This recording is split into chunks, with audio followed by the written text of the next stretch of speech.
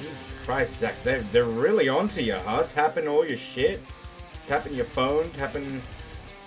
But they're just tapping.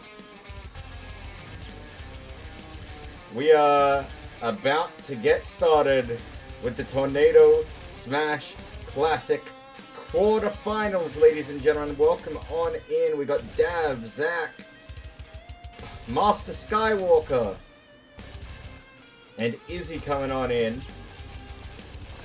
Fun fact, Anakin, I have updated your character a little bit.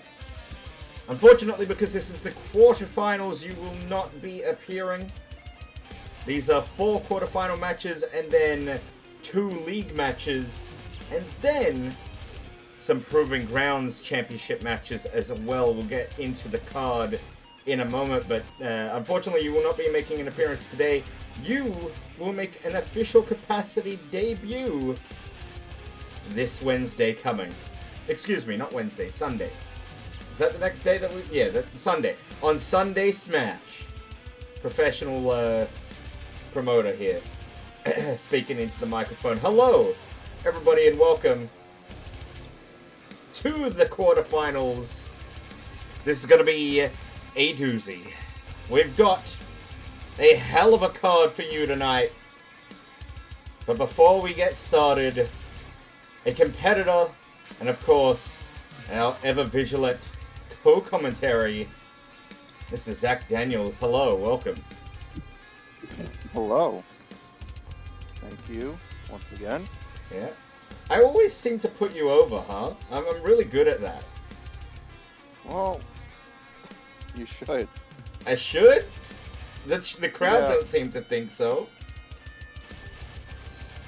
How do we mute Tom? How do we ban him? What do you mean? He said he loves you.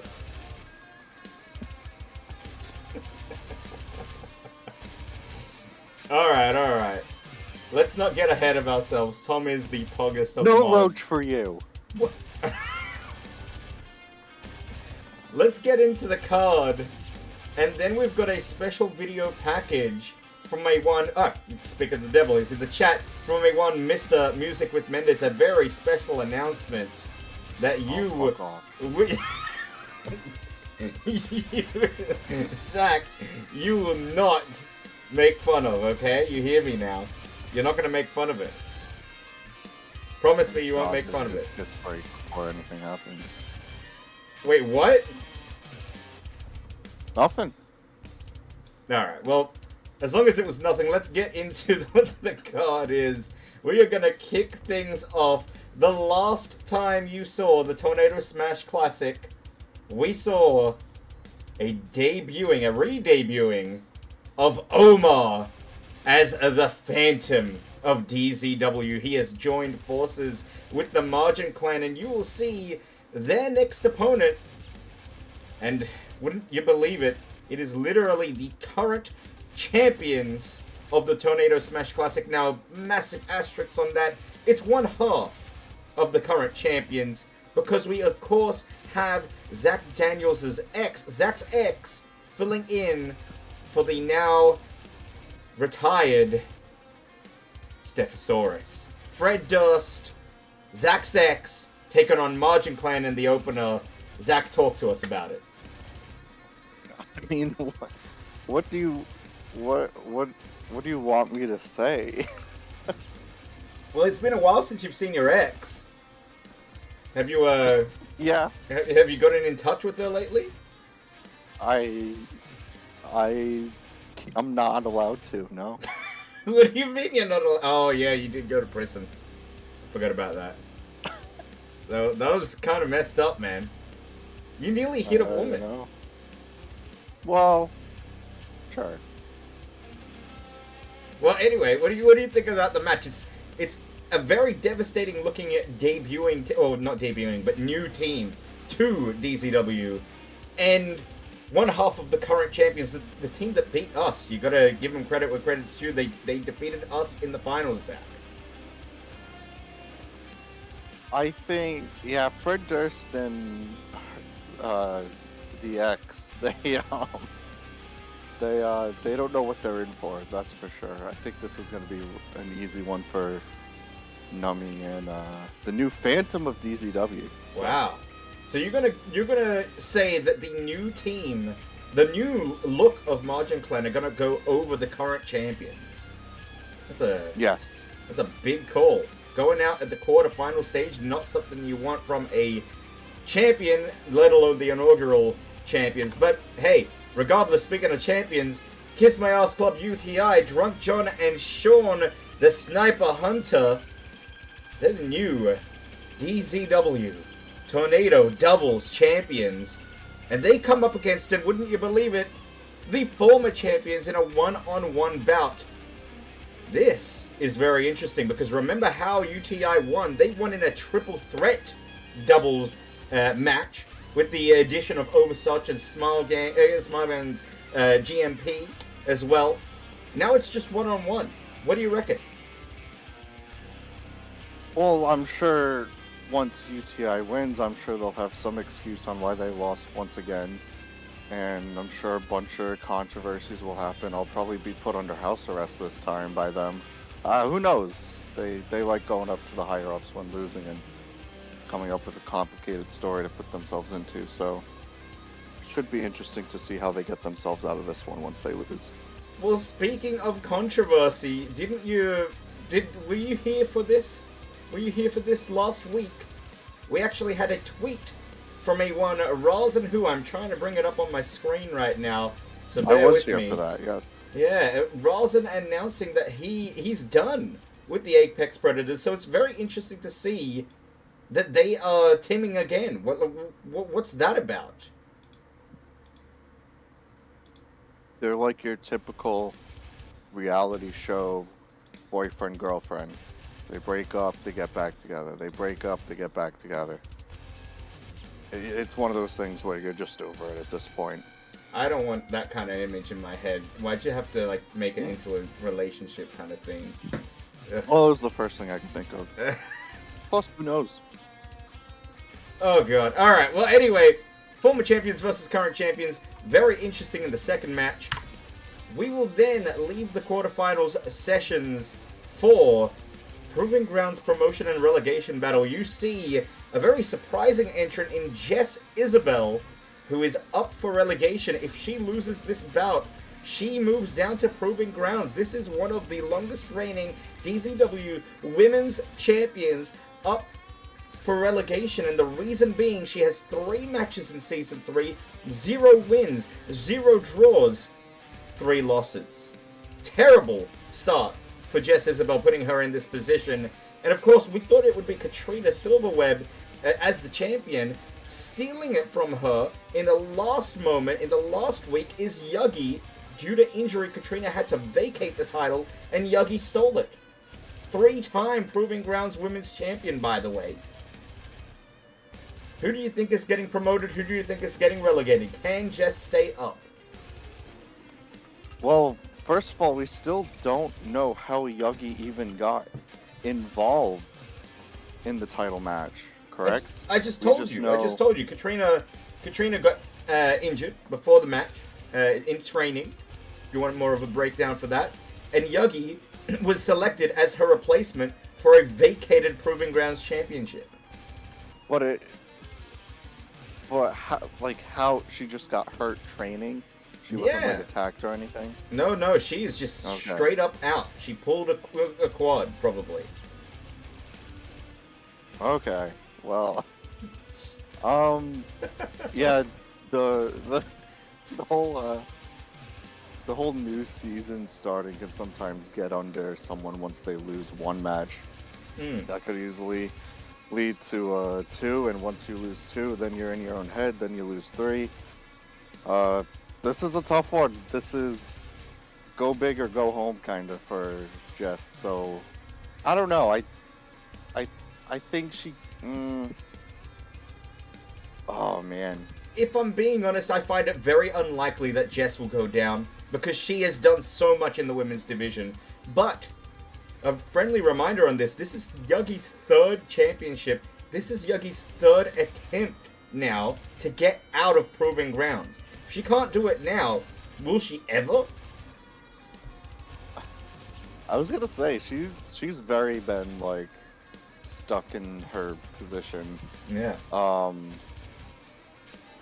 If I had to pick one, I'd go Jess as well. Well, we'll see who the crowd favors. A quick break on talking about the cards. I will say, Anakin, your attire does look badass, and it does very much look Star Warsy and wrestly at the same time. I haven't changed too much. Oh boy. So, cannot wait to show you that. But it won't be shown until Sunday Smash, where your first match, I hate to say it, Zach, will be up against Zach Daniels. Oh, well, I never got my autograph, so... Well, speaking of autographs, I believe the Ordinary Abdullah wants yours, Zach Daniels. Have you given it to him yet? I'm sorry? Have you given it to him yet? No, I've never met this person in my life. Well, that's just not true, because Abdullah was your opponent, what was it, 2 weeks ago? You lost. Yeah. Abdullah is now a permanent fixture on the DCW roster, and he goes up against Clay Courtman. Just because I wrestled him doesn't mean I know him. I have Clay in this one. He put on such a good match on Sunday. He's on a roll. Yeah, he is actually. He's I can bring up the stats for you. He is 2-0. He's actually one of the few undefeated wrestlers in Season 3, Clay Courtman. Impressive. He's an underdog. That's what he is. That is for sure. Speaking of underdogs, we've got Chief Keef and Mama Squid teaming up for, I believe, the first time since Season 1, former women's tag team champions, and they go up against a new team in the women's division, Wolfpack. The Kitten Pack, maybe? I don't know what you want to call them. Catula and Tiger teaming against the Weird Stoners.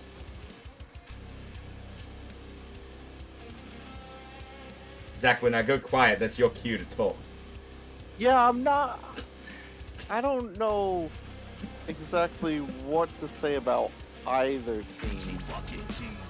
Honestly, I think if I had to pick one, thanks, Dav. Yeah, thank you, Dav, for the 23 months in a row, by the way, with the Prime. Man, I want Dav on a card. We need to get Dav in a match next week. Well, you have to be good in order to be on the card. Well, okay, you say that. Hang on, we're getting away from the card, but you say that he is actually currently placed 5th out of 36 individuals in the league. Even though he lost to Clay Courtman last week, he's still 5th. Yeah.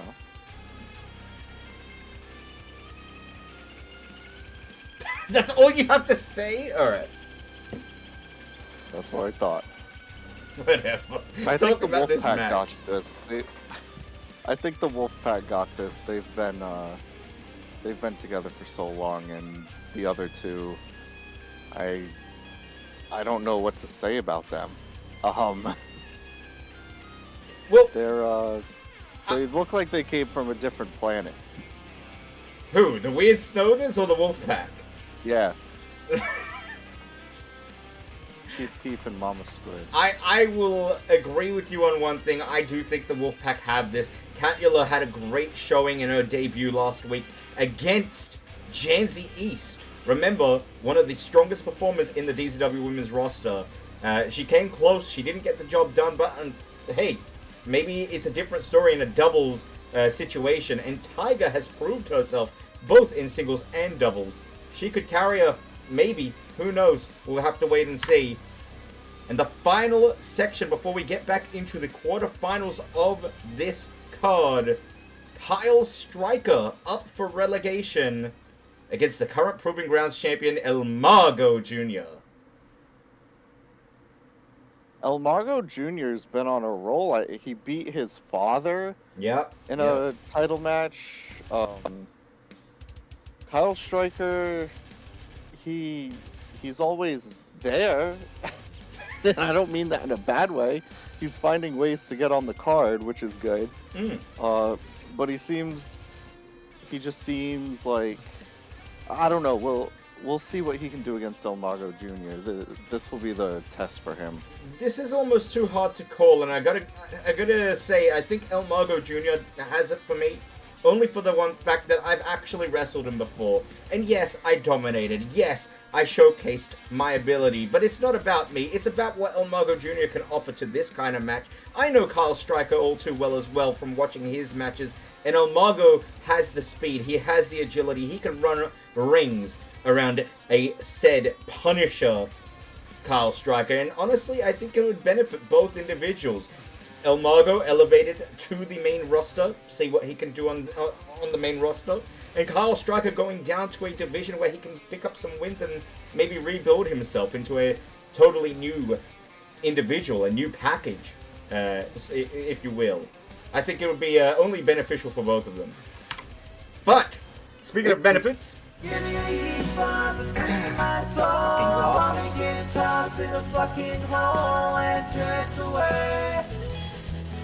Thank you for the yeet as I'm commentating. I always appreciated a good yeet where I'm about to talk. Fucking amazing. We need to get rid of that sound effect, Zach.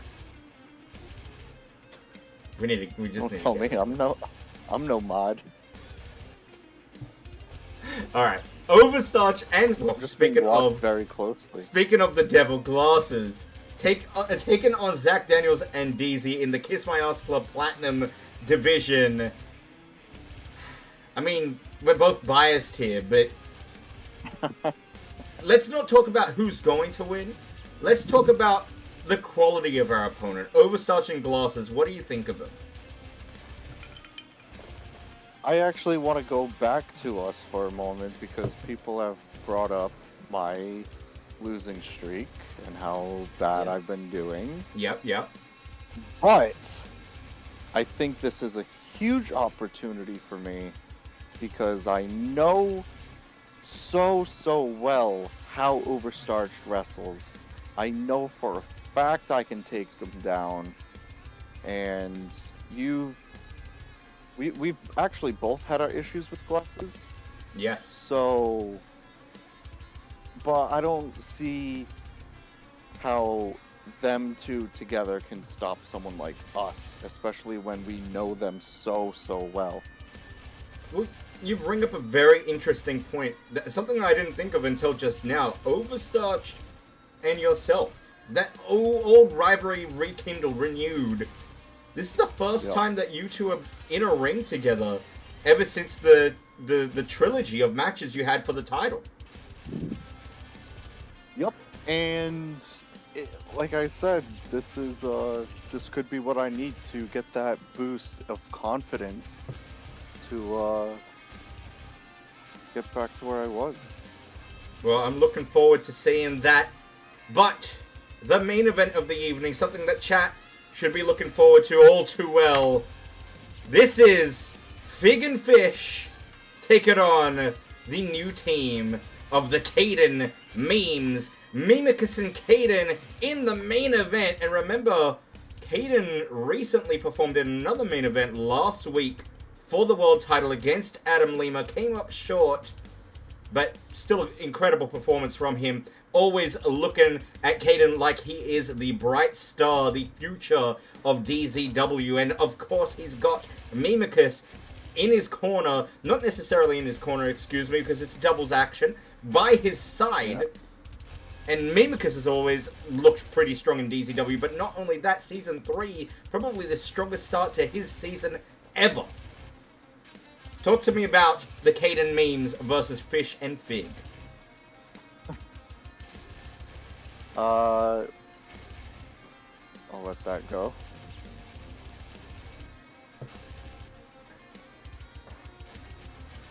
What are you letting go?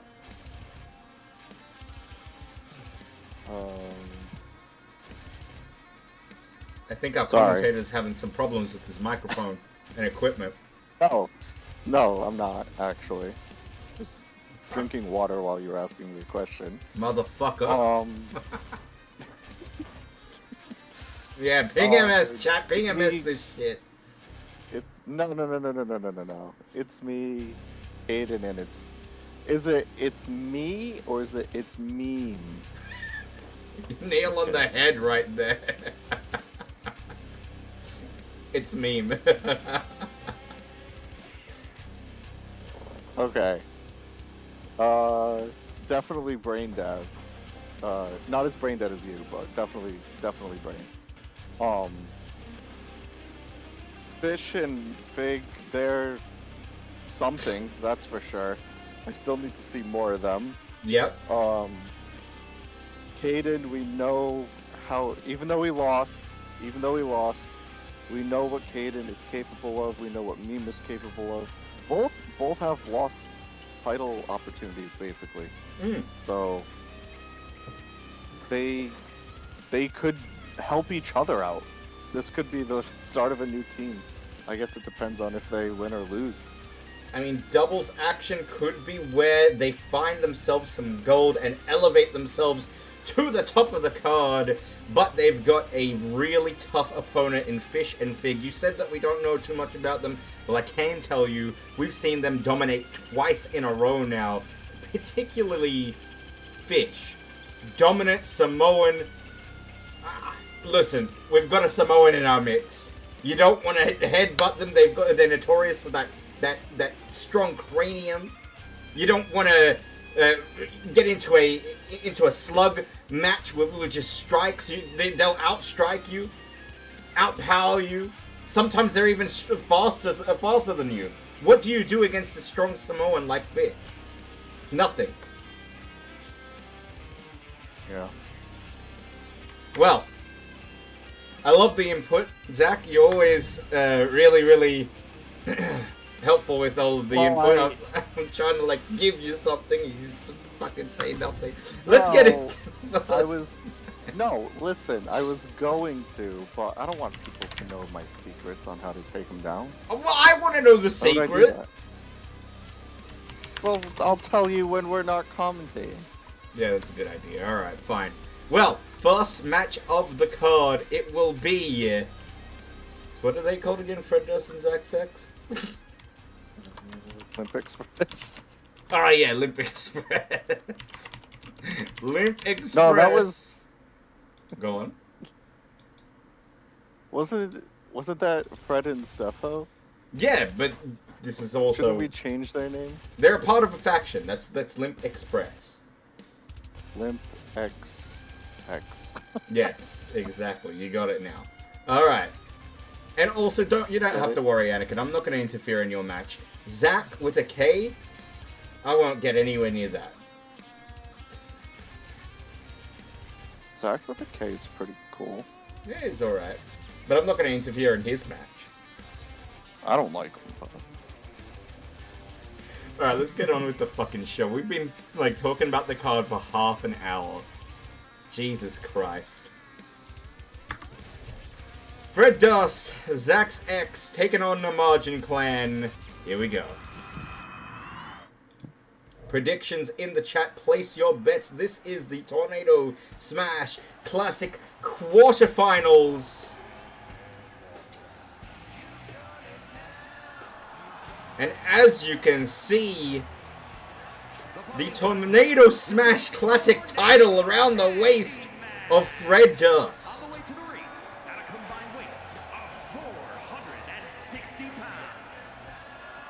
That title is what we are all fighting for. That title is the title of this tournament.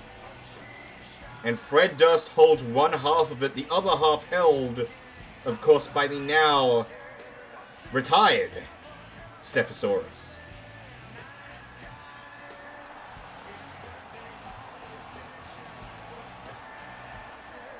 Can you, share your screen, buddy old pal?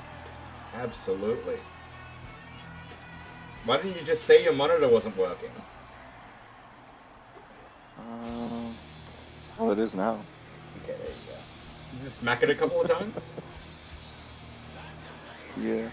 I was watching on the Titantron. From every man's nightmare, weighing in at 185 pounds, the Chosen One. there she is. Glasses. Yep. Jared Price, formerly known as Jared Price, the Nummy Man, head into the ring, separate to what we now know as Omar the Phantom. What an entrance from both individuals. Their entrance shows that you don't need $600,000 of pyro Absolutely. to be a threat. He did not used to be green, that's Goosebump. That's his minion that you're talking about. Fucking bastards. Now, when you say this guy looks bad, do you mean badass or just bad? He's kind of bad to the bone, that's for sure.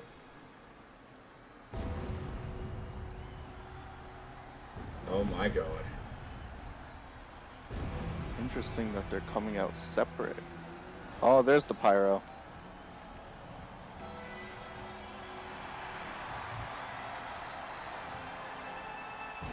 And from Istanbul, Turkey, weighing in at 175 pounds, Omar the Phantom. Shadow Broker, welcome on into Omar the Phantom's entrance, and looks like he's had an attire upgrade. Look at that. Beautiful.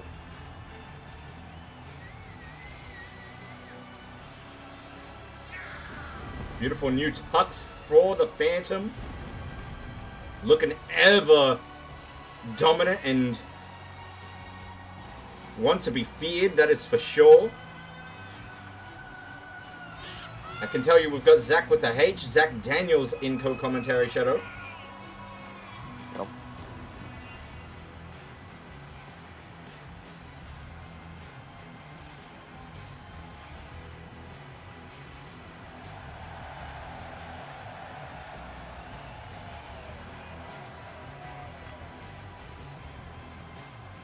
What do you think of the Phantom's new look?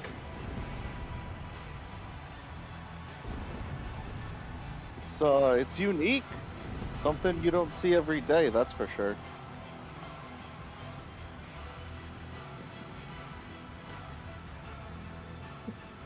Poor Dav, just gambling everything and losing. Here we go. Time to change Dav's gimmick to Sad Corbin. Straight out the gate. Fred Durst with a big forearm to Omar. Just dropping in middle of the ring and surprisingly margin clean on the back foot early on. You don't often see that. Usually they are dominant, especially in the beginning half of the match. Poison Rana from Nummy.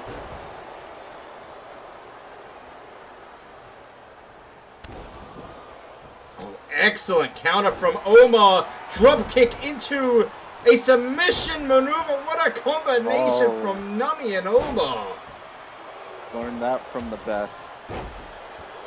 Big elbow, though, straight to the mask of the Phantom.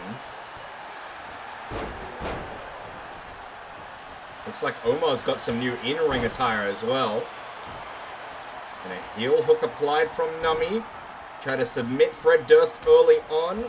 Zach's X there to break it up. A big drop kick. Takes Zach's X down. I was like, why is Omar just standing there? And it's the official. Yeah, he does look a lot like Hoshi. Even counting like Hoshi. Did you see that?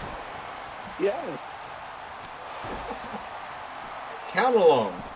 Oh, look at this Hoshi holding Fred Durst back. What is that about?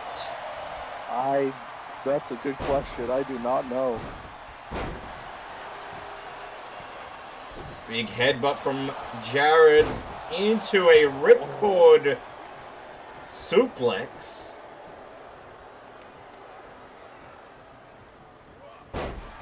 This is much more competitive, excuse me, than I had thought this match was going to be, honestly.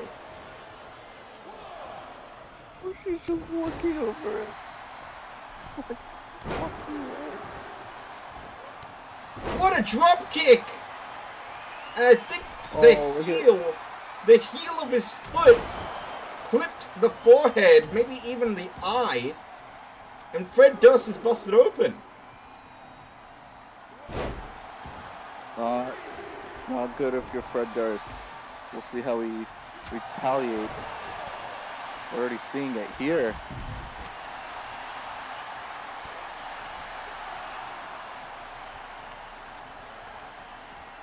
Zach's ex looking to bring in some technical prowess. No doubt she learnt that from you. I wouldn't know. I don't know. I don't know. Maybe. Anyone can learn anything from me just by watching tapes, so. Wrestling tapes. You didn't give her one-on-one sessions? Before, No, when she was Zach's girlfriend?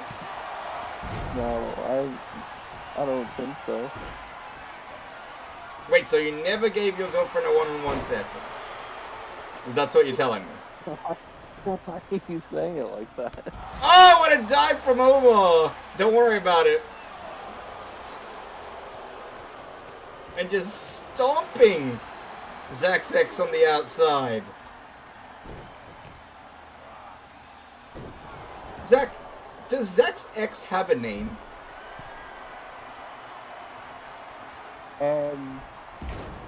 Yeah. Zach's ex.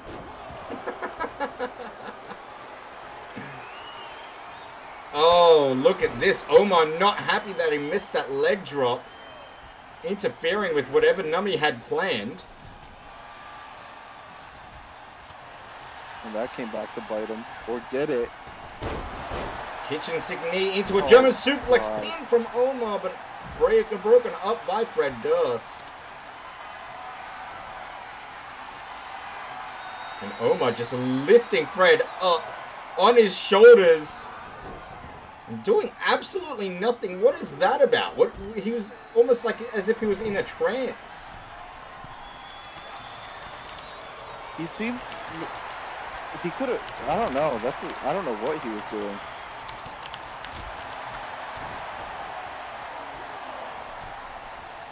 Brainbuster. Nummy down and motionless. German suplex pin.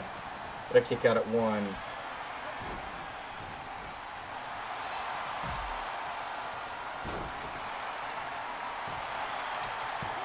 Cover. Wow.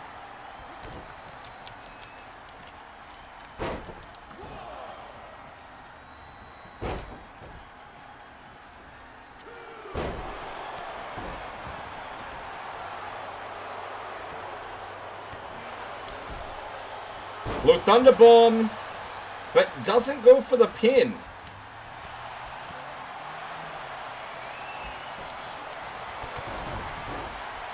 And remember, these matches have no time limit. We will get a definitive winner unless it is a count out.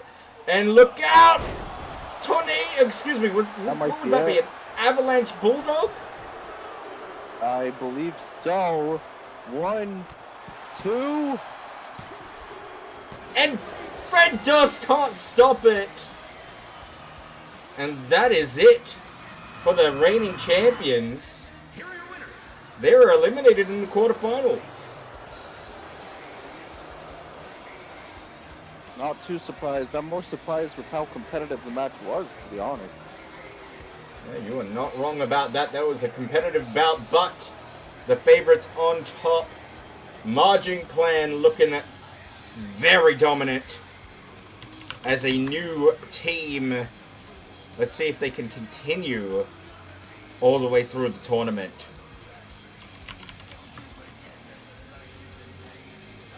Big win. Let's move along. Next match on the card. Razan and Mendez, the Apex Predators, versus Kiss Me Ass Club, UTI, Sean and Drunk John. Now, before we watch this, I do have a statement that Mendez wishes me to play before the match. So let's have a listen to what Mendez has to say. Thanks. Good evening.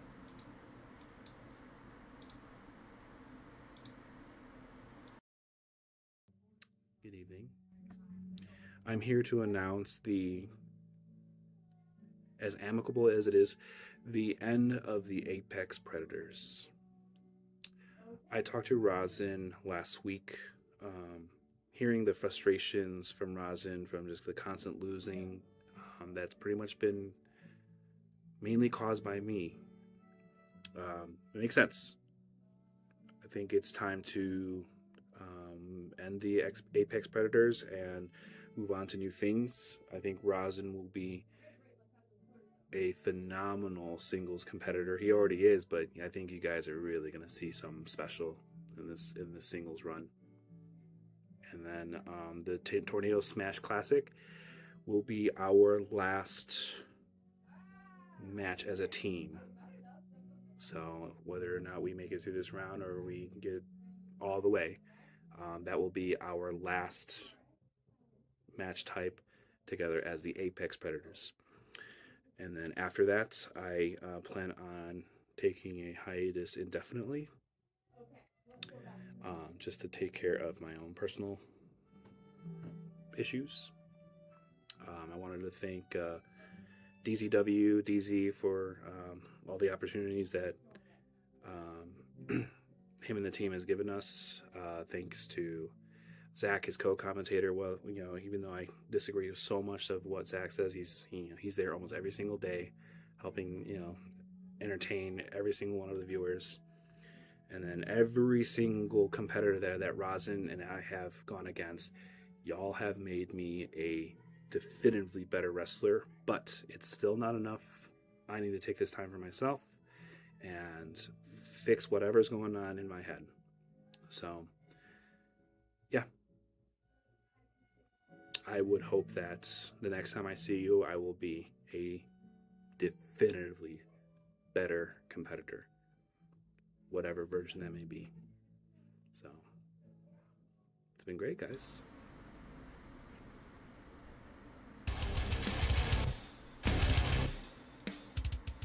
Wow. What an announcement. You heard it here first. The Apex Predators are no more as of the end of the Tornado Smash Classic. They will capitulate. Rosin, Mendez, Monkey all going their separate ways onto bigger and possibly better things. One can't really imagine what greater heights they can reach. They hit the pinnacle of the doubles division. They won the title twice. They're the longest reigning champions. Mendez in particular won the title 4 times with 2 different factions. But all good things must come to an end, and Rosin and Mendez have put their issues aside. They will move forward after the end of the tournament, whether they win or lose. Apex Predators are no more. But we move on to the actual match. This is the Apex Predators in what could possibly be the last time they fight as a unit. And they take on, potentially, their greatest ever rivals. The team that won the title from them twice. Drunk John, Sean Hunter, Kiss My Ass Club, UTI. Zach, before we start, what do you think of that announcement? What do you think of this match? What are you thinking? I am so happy, and it's so predictable. Like, come on now. Come on. You're telling me that they're done? Come on. I'll tell you exactly what's gonna happen. You ready? Tell me. Because I've seen this poor man's sad movie knockoff so many times. They're gonna break up, they're gonna go their separate ways, right? The reason why Mendez is going on hiatus, first of all, Mendez, thanks for thanking me. I don't need your thanks though. Fuck off. The reason why he's leaving is he wants to come back and he wants to be a star, because simply where he's at, he's not a star. He won't admit it, but he's not a true star like me or you. He thinks leaving, going on this hiatus, having this sad story, oh no, I'm so sad, all this. He wants the sympathy, he wants the big comeback. It's not gonna happen. The real reason is he's leaving, he tried to pay to win, he has no money now, he has nowhere to go, he's done. Goodbye. Wow.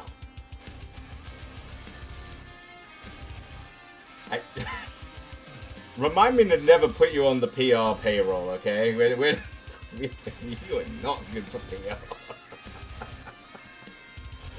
My God. All right. Well, thanks for your input, Zach Daniels. Let's get on with the match. Predictions are ready for you to place your bets.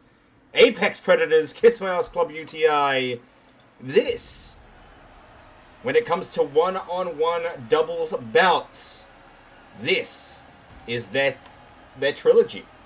They did technically have a match last week, but that was the addition of Overstotch and Glasses. This is a one-on-one doubles match for the third time ever. Tag team match. On the way to the ring at a combined weight of 499 pounds. Lizzie, after my loss, I was simply just injured and beat up. That's it. That's all it was. Does this guy look injured? I don't know. Do you heal up quicker? Do you get like a better hospital stay if you pay to win? Do you also pay for a better hospital? I don't know. I don't know how it works.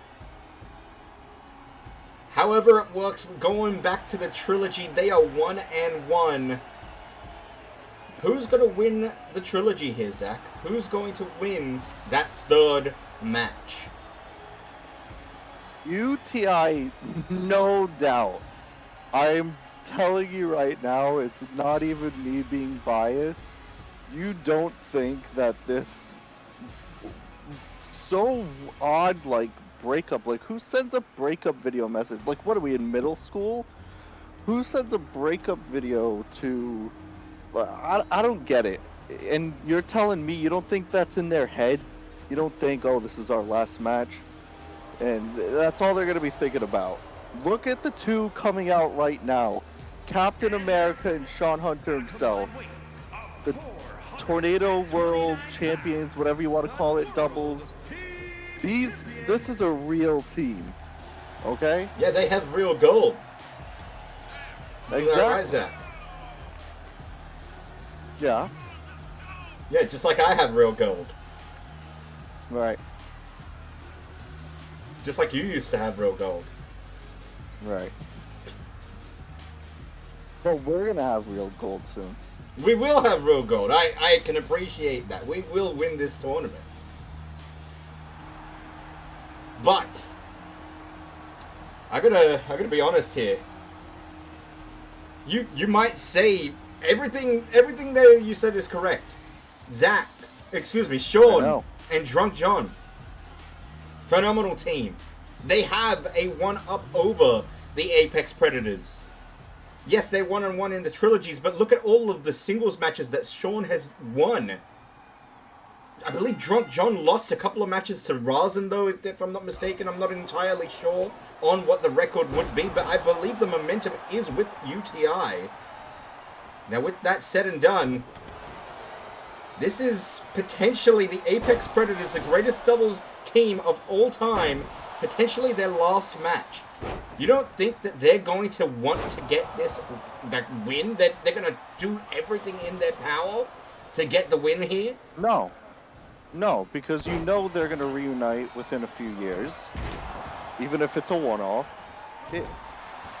These guys, you literally got, it's Kiss.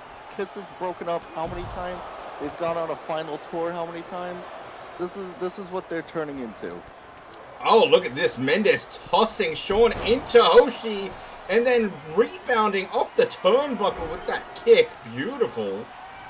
I don't know if you saw earlier as well, though, but Razin actually missing the launch. Oh, a double pin here. Kick out from Sean, kick out from John, both at one. As I was saying, Razin missing and landing awkwardly on the injured leg. That is still bothering him since Season 2.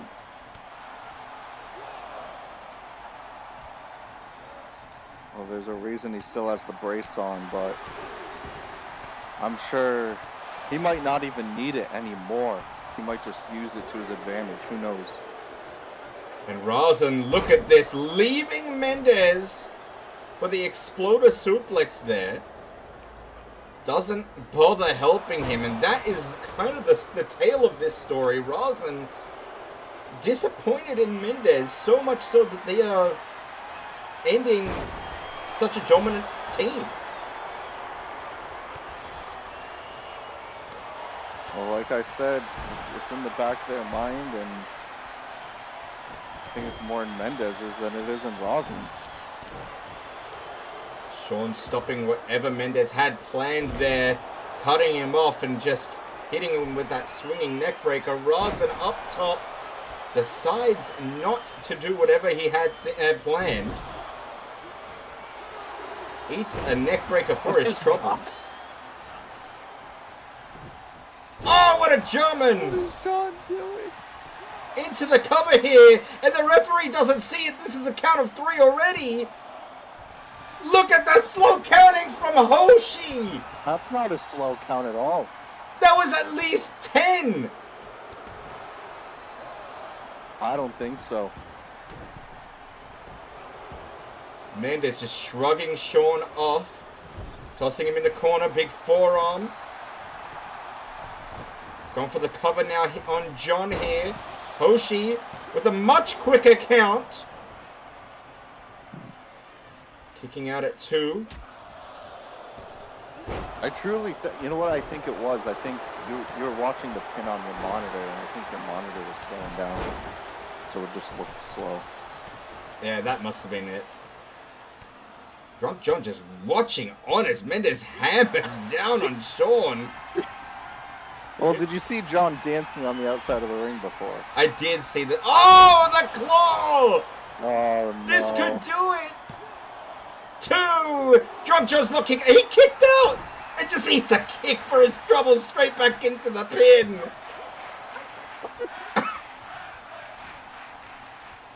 Sorry, but the first pin was also, he had the foot under the rope. I mean, It was a rope break, but what a move from Razin. You gotta point that out. That straight kick. yeah, absolutely. That was Smart beautiful. to get back on the attack quickly instead of, complaining or doing anything like that. Big knee from Mendez. German suplex from Razin on Sean. This is not looking good for the champions. And what happens if Apex Predators, who have just announced that they are ending themselves as a team, what happens if they beat the champions here? Well, they got to keep going. Rope break there from Sean. Very, very odd for them to not learn from their first encounter with the pin in the corner. Sean with the backbreaker. Mendez wisely rolling out, but Sean not going to give him any space to breathe. The high-flying prowess of Sean Hunter. Oh, look at John. Going for the cover here. 1, 2. Kick out at, I believe it was 1. 2 in everyone's eyes except the referee. Oh no, John is busted open there. You hate to see it. Oh. Apex looking dominant here, ladies and gentlemen. Yeah, John could be injured if Oh! UTI lose. I think it's because John's injured. Bulldog there hits it clean on Rosin, but Rosin right back up to his feet. Sean Hunter also experiencing a cut over the eye. Oh no, the engine He's also knee! not all there. Cover, cover. And a rope break. Hoshi doesn't see it, and Mendez forced to kick out. He didn't have his hand fully on the rope. Oh, There you go. Sean's finish. Cover. Mendez hooks. One. Sean hooked the leg, and Mendez kicked out. Sean's not done. Look how quick he is. Watch out for Rosin. Oh, his leg got caught in the rope there. Yeah, that didn't look good. We still don't have a name for that Sean Hunter finish, by the way. What's his finisher? I don't know.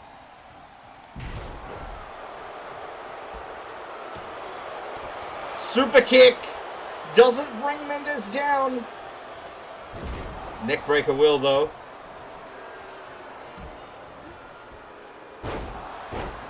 John's also extremely intoxicated if you can't Samosa tell. slam! Samosa slam! Rosin hooks Man, the that leg. This might could be do it. it. Rosin to put them through to the next round, and Drunk John kicks out, keeps it alive. He's immune to pain.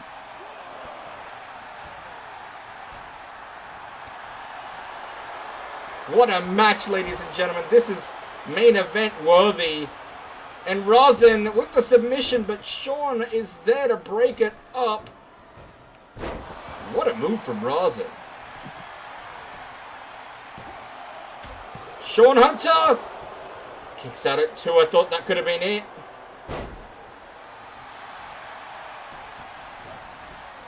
Mendez going for the pin on Drunk John. I don't know what happened there, but John does kick out at 2. Near fall after near fall. This is not good.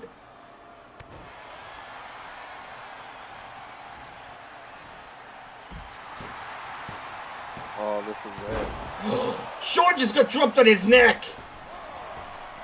He gets out though, smart. What a Oh, combo! no. Dive after dive, a frog splash from Rosin. Tornado DDT from Mendez.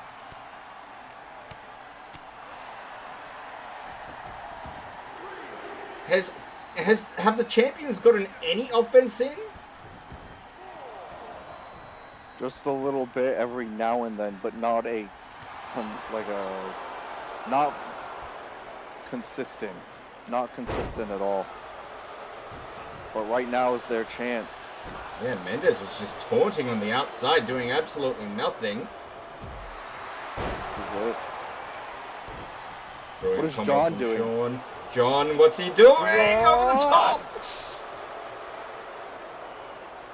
And Sean Hunter gonna fly?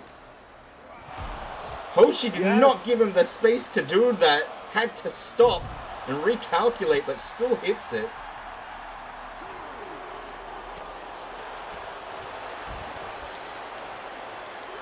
And the momentum shifting in Kiss My Ass Club's favor. Or is it Rosin has him up for the powerbomb? Drunk gets out of it. And a spear! There's that spear. Oh!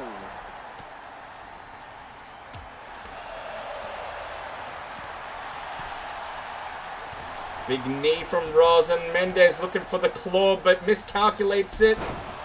Still hits that big boot. And he's calling for it. Sean looking groggy, getting to his feet. And the choke slam! This could do it! The big splash on Drunk John to keep him down. 2! Sean kicks out! Wow. Oh, Rosin just kicked Mendez. Inadvertently, but you are right. Rosin did clip him. Doesn't look too apologetic about it either. Big dive from Rosin, leaving Mendez and Sean in the ring. And Sean up top. Mendez sees it coming though. These two have had match after match. They know each other so well. Sean, shoulders on the mat and just being stomped. Chest caved in. Sean is taking a beating as well. Oh, but he saw it coming. Going to the well again with that same move, and it is certainly effective. Just dropping Mendez on the back of his head time and time again.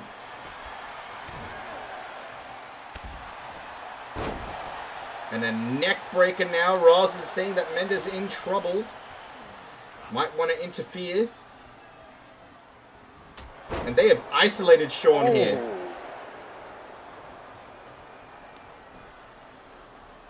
Foreign elbow tie up. Doesn't work out for Sean. Irish whip into the ropes. Beautiful drop kick. What are you doing, John? No, no, no. Oh, I think Rosin was going for the Samosa Slam there. Sean saw it coming. Whoa!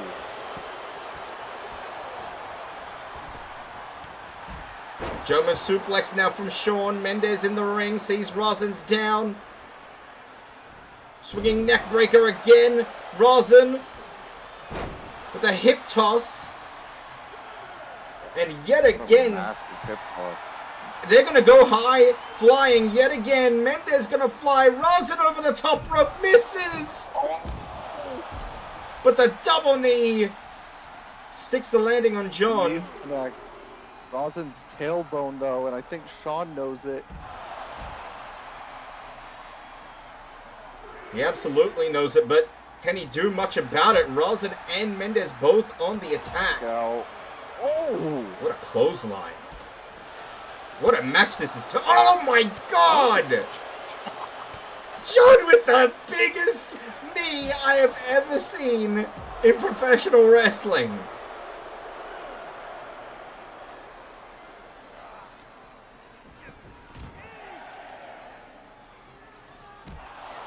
That could have killed him. Hey, you ask John to walk a straight line. He cannot do that, but he can definitely do sentons and running knees and whatever else you need him to in the ring. Sean fighting the two of them off now. Look at the size difference between these individuals. Drunk John in the ring. Excellent counter. Keeping the match alive. Spinebuster! Sit down! Into the pin! 2 count and Rosin there to break it up. I think that match is won. A low blow! Hold on! All Drunk John has to do is get on top of Mendez, cover him, and the match is won. Not that smart, though. Via a low blow. What a way No, don't go out of the ring, John. to Oh, end no. their career as a team. Oh my God, Mendez's foot! What a Nothing match! to look at at all. What a match! This is going on for a while, ladies and gentlemen, but you gotta give everybody in this match credit. This is entertainment. Shonata! No, she doesn't see it! 1, 2, No way. No way. that was 3! Hoshi didn't see it! No way. No way. Hoshi was preoccupied with whatever was going on with Mendez and Drunk John on the outside. For no reason. John, stop dancing! Oh, what is he doing? Gets in the ring. Rosin and Drunk John also know each other very well. Drunk John going for a suplex here, but Rosin stops it. No, he can't. Oh, watch out for Sean. Nearly landed on Sean's head. I will tell you this. If this is where Apex Predators end as a team, what a finale this would be. What a move from John. John going into the cover. Rosin is down. Mendez! Second. Sean hooks the legs. And Mendez kicks out.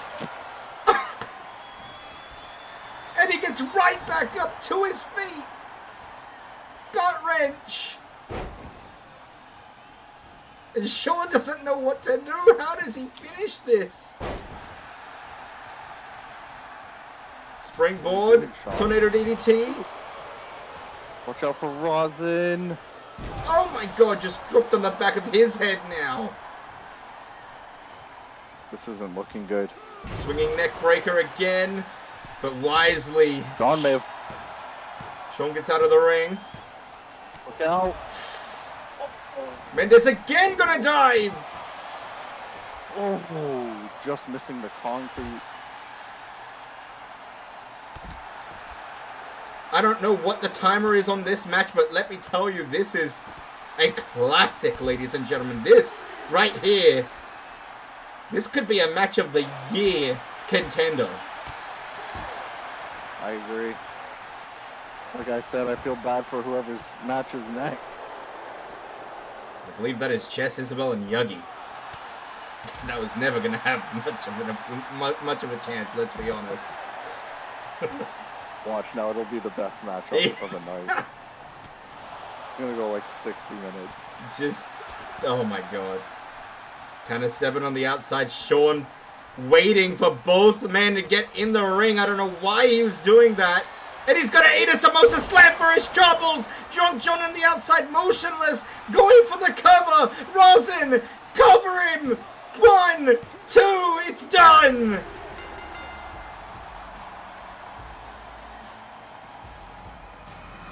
It is done.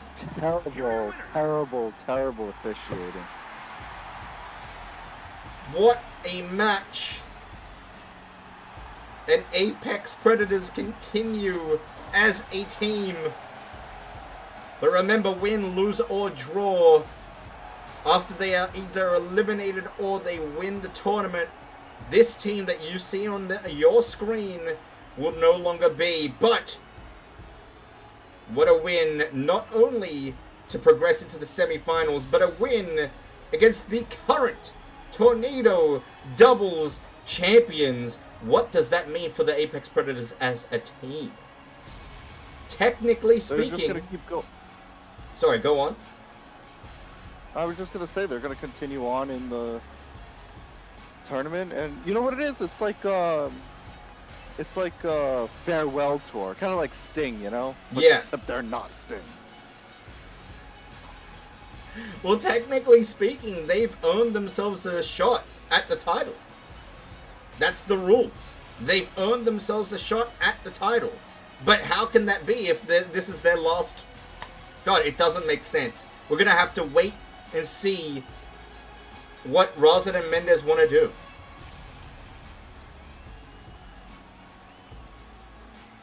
Regardless,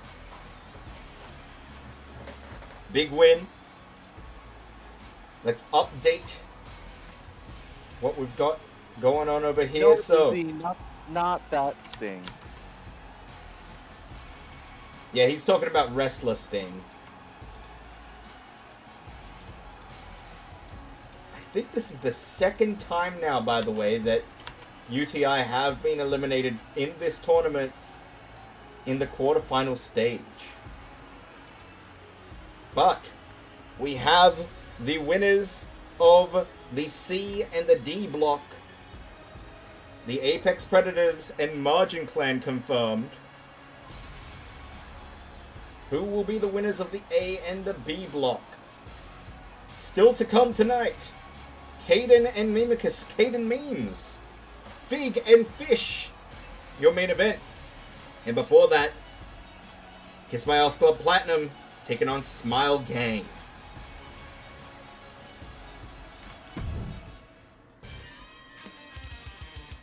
Lots more action, but before we can get back into the quarterfinals matches, it is the Proving Grounds Promotions and Relegations match.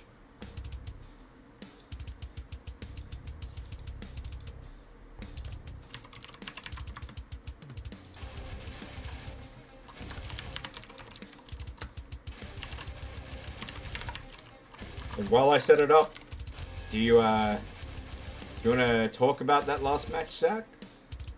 I just want to talk about the poor officiating. Because if you think about it, Sunday we were saying, oh, Oshi's having a terrible night. Well, now this is back-to-back terrible shows so far. I mean, I know we're only 2 matches in, but come on. Well, you can bring that up at the referee meeting that we've got. Absolutely. Yeah. You can bring that up at the... Oops, got an echo. My bad. He's starting to look like those WWE officials out there.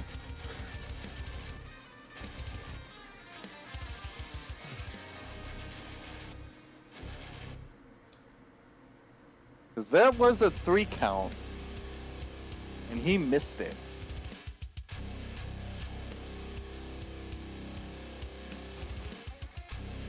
And then he got involved in the Durst match. He's just not. I will He's give just you, not right. you are right about that. It did look like Kiss My Ass Club UTI did have the match won at a particular point. It was quite clearly a 3, but Hoshi didn't count it. But as Izzy just said in the chat, there were a few 3 counts that weren't counted. It could have gone either way. I mean, say what you want. It's the first one that matters, and that was UTI's 3 count.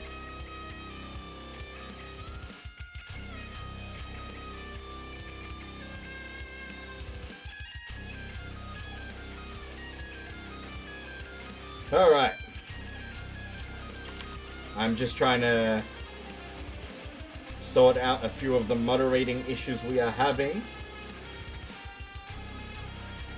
But, as I multitask poorly, a friendly reminder that we have the predictions available in the Twitch chat. Jess Isabel versus Yagi. The winner will either be promoted or remain on the main roster. The loser will be sent to Proving Grounds. Here we go.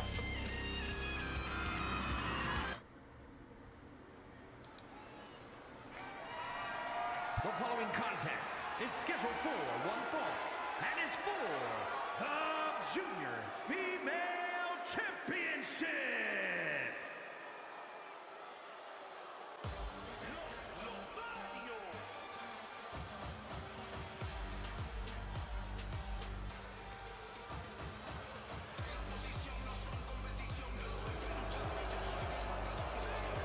No, first one wasn't Apex. You're thinking of the one where the referee was distracted by an Apex pin, but it didn't matter anyways because it would have been a rope break.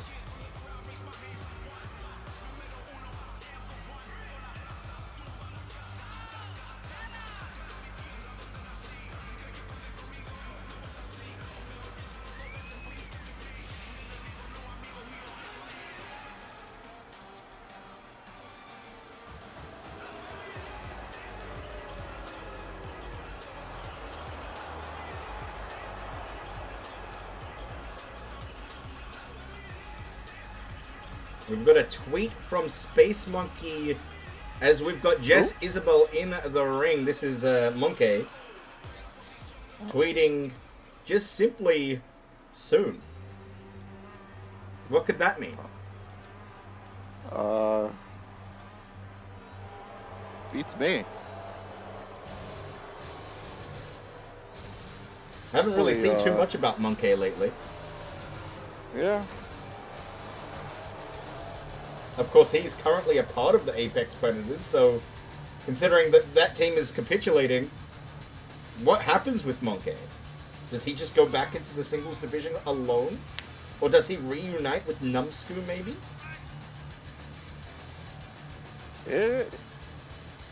He could.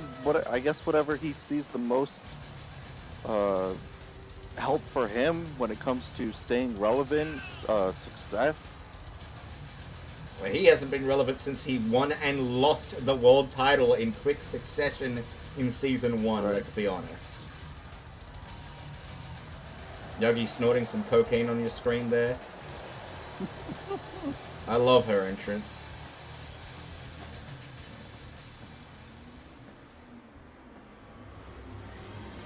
And that is what they are not fighting for, because remember, the winner of this match, well, rather, regardless of a winner or a loser, that title is vacated. Challenger from San Salvador, El Salvador, Jessie Isabella. And her opponent from Frankfurt, Germany, she is the junior female champion, Young E. Did we just see her with her without her mask for a second there? Did you see that? I gotta let me look at the replay here. Yeah, did see that a little bit. A little face paint action, maybe. Rosin appreciating Yugi's attire there. Of course, we've got Toshi officiating this one, giving Hoshi a bit of a rest. A much-needed rest, considering his poor performances as a referee of late. Hopefully he can get back in, back in form. And here we go, 10-minute time limit. And Jess just immediately shrugging Yugi off. Trying to head for that rebound off the ropes and misses wildly.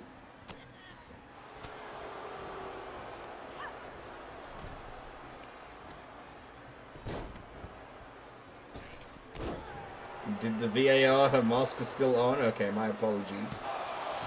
Kick out at one early on. And if you were Jess Isabel in this position, considering, I mean, you look at the all-time stats. Her title reign, the second ever world champion in the women's division. 3 defenses, 91 days held. She's a 2-time world champion as well, with a combined days held of over 100 days. And she's in this position. What would be going through your mind if you were in this position? Let me explain for both of them. If I was Jess, I would know to stick to what I do best, because she's fantastic. She's fantastic. And she's just found herself in this position that I don't feel she deserves to be in, but it's not a bad thing to be in Proving Grounds if it ever gets to that point. You know what I mean? Oh, look at this. Clothesline over the top rope and Yogi lining up. See? Dive through the middle rope! Sorry to interrupt Little you, Sin Zach. Cara-esque. Yeah. OG Sin Cara there. No botches on that one. Yeah, right. Going for a guillotine choke on the outside here. How smart is this, Zach? I'm not so sure. Submissions on the outside are always an odd choice, but I guess as long as you're doing damage and still able to get them in the ring, it's fine. You just don't want to. You especially don't want to lose track of the count from the official. Definitely not. And for that fact, we do have a count of 20. We don't often see count-out victories in DZW. When they do happen, it is mostly the fault of the losing opponent. Jess Isabel just waiting on the outside. What is she thinking?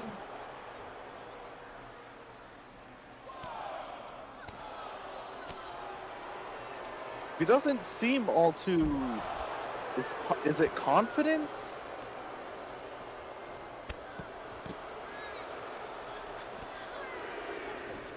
Could lack a certain amount of confidence. I think you're right.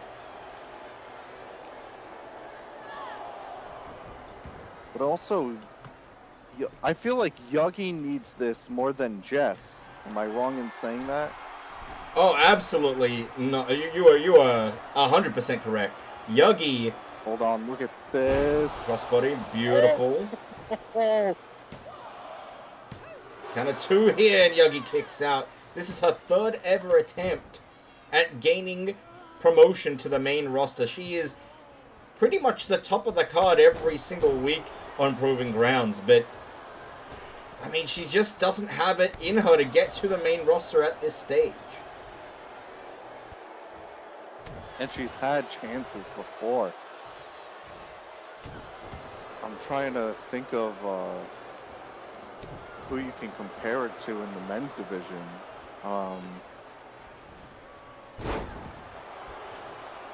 Probably closest to maybe even Ed's Baker. Yeah. Somebody below, like towards the end of the card, or at the bottom of the division. But also like reigned supreme in Proving Grounds.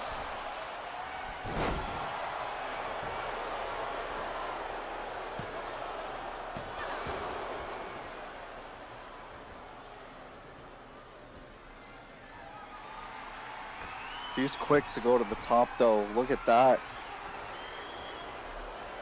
But she's waiting for Jess to get up.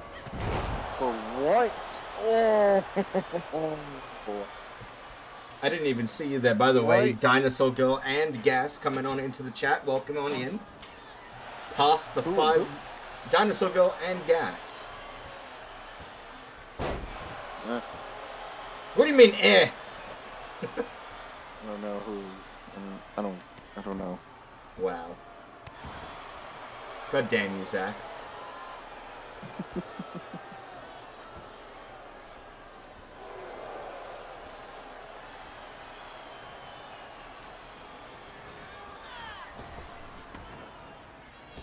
How do you think this will go for them if the match goes to a time limit?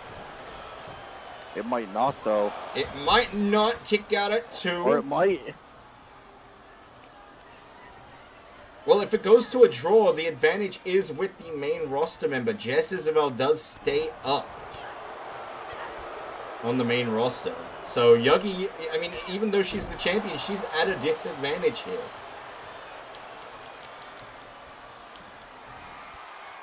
This might be it. Oh! This could do it. That's how she DDT. won Middle of the ring! the World Championship, and she does retain her spot on the main roster. Here is your winner, and new Junior Female Champion, Jessie Isabella.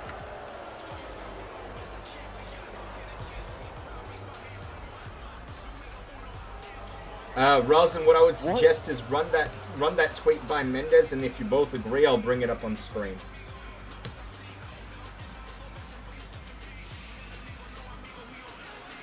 Big win for Jess.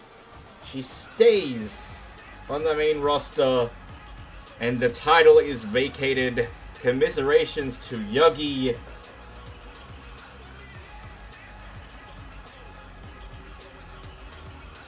We'll move forward. Oh, here's a match you're gonna love, Zach. Are you ready for this one? Yeah. Clay Cortman in a league match. Oh my guy. Taking on the I ordinary love Clay. Abdullah. Wait, what? What do you mean, what?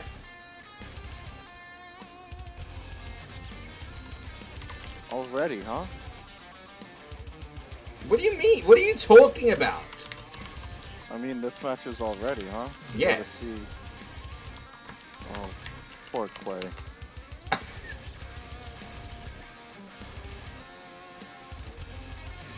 Alright, let's start the predictions. Place your bets. This is Clay Cortman taking on Abdullah.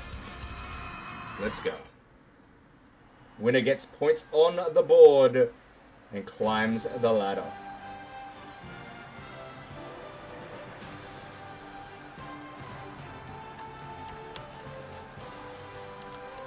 And as you can hear, Clay Cortman has changed his music. Making his way to the ring from West Hollywood, California, weighing in at 215 pounds. There he is. Everyone's favorite tennis player. I really like this music. This is very fitting for him. He walks out to the tennis open in this. Or whatever it's called. Rosin, both individuals already have a permanent DZW contract. Abdullah won that, when was it, last week by defeating Zach Daniels. And Clay Corbin has been a part of the permanent roster for, well, since Twitch Turmoil.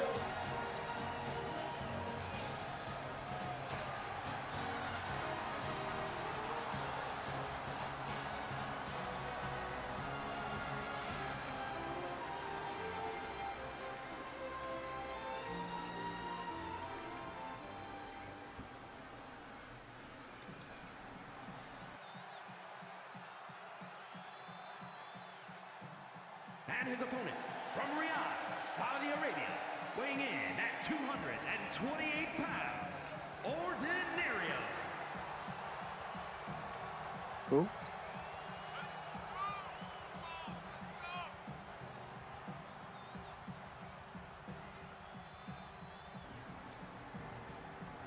And I want to apologize to the audience. I am very distracted by about 4 or 5 people DMing me and me DMing them due to a couple of issues in the chat. So I apologize if I seem very distracted. Abdullah coming to the ring. Remember, this man is undefeated 1-0, and that one win over Zach Daniels. Place your bets on who you think will win. Both individuals in this ring undefeated.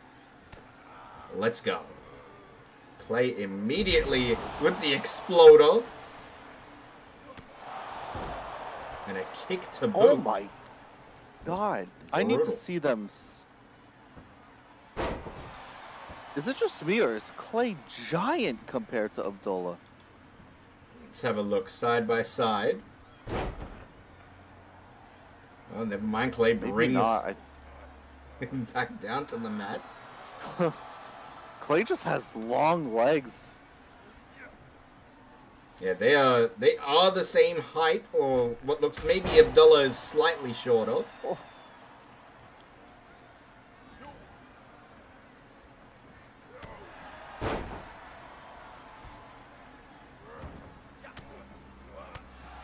Oh, what a reverse by Clay.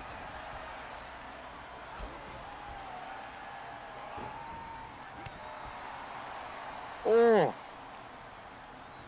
From Zach's commentary, it didn't seem like Abdullah had one. Or like a permanent contract. Zach doesn't even know Abdullah exists. not that I know of. I've never seen this man in my life except the time we wrestled. Saying that he wants Clay to get up. And what a kick! Oh my god! That was I was expecting a drop kick. It was like a super kick. decapitating Clay. And I mean, you wrestled Abdullah. Talk to us about what Clay should do to counter him. You lost in that match, a bit surprising, but I mean, how would you fare better if you had another match with him? Obviously, you are a former world champion, so was it just a fluke? In my head, yes. I'm not gonna lie. I don't 100% remember how our match went.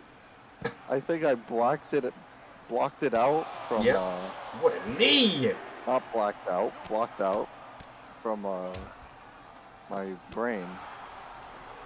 But judging by what I'm seeing, don't try to chain wrestle him. Don't try to bring it to the outside. Just go for hard-hitting shots against someone like him.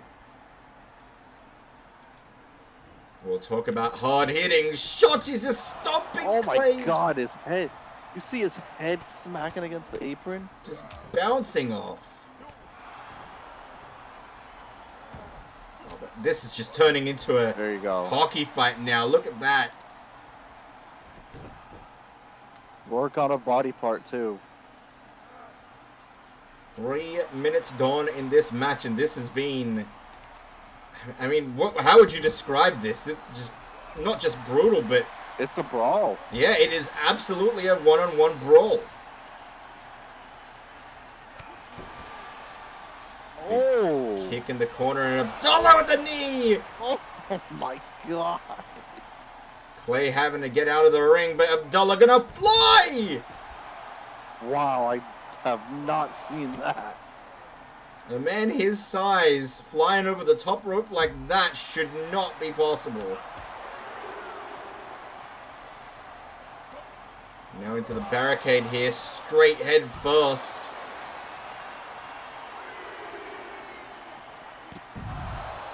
Excellent suplex there.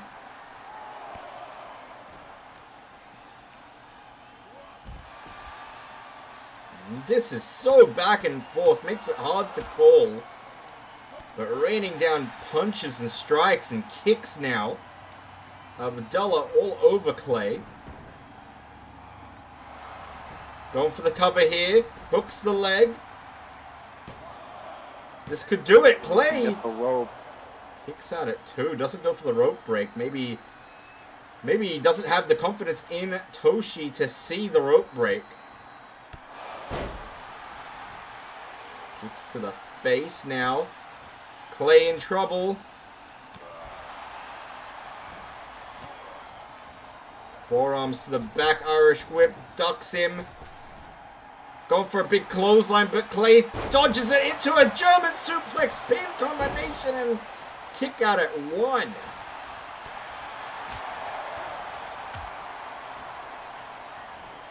And a super kick does land.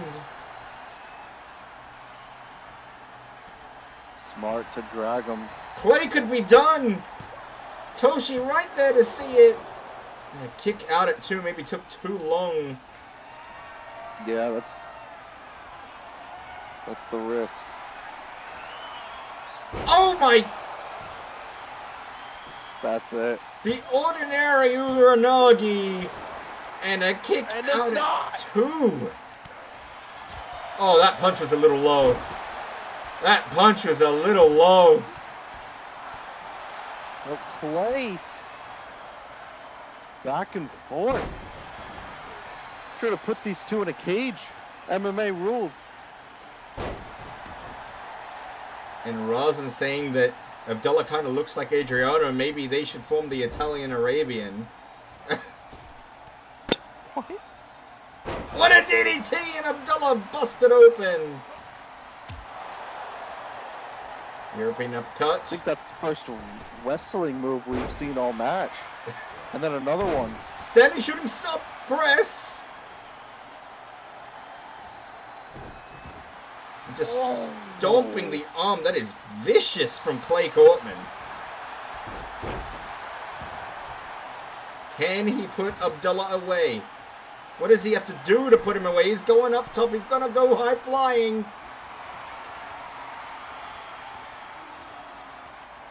But what is your plan? What? Oh no. Oh no. Crossbody caught and just into a scoop slam. Abdullah hits the punt. And Clay Cortman rolls out of the ring. 3 minutes left in this match. That could have just saved the match for come Clay. on. Zach, I hope you've been paying attention to the YouTube chat because Anakin has reminded you time and time again that you are about to get an arse whooping next week. And I'll remind him that I'm still waiting on my autograph first.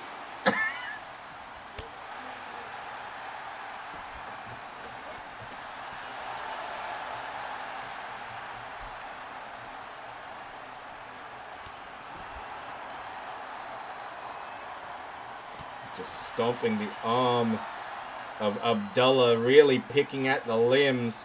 And a German suplex on the concrete. Right in front of those kids. Watch out, Anakin.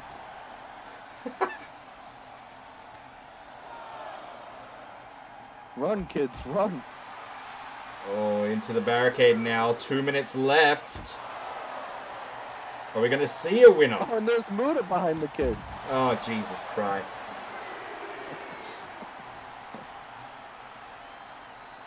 Of course there's motor behind the kids. That sounds bad. Yeah. Maybe don't say it like that.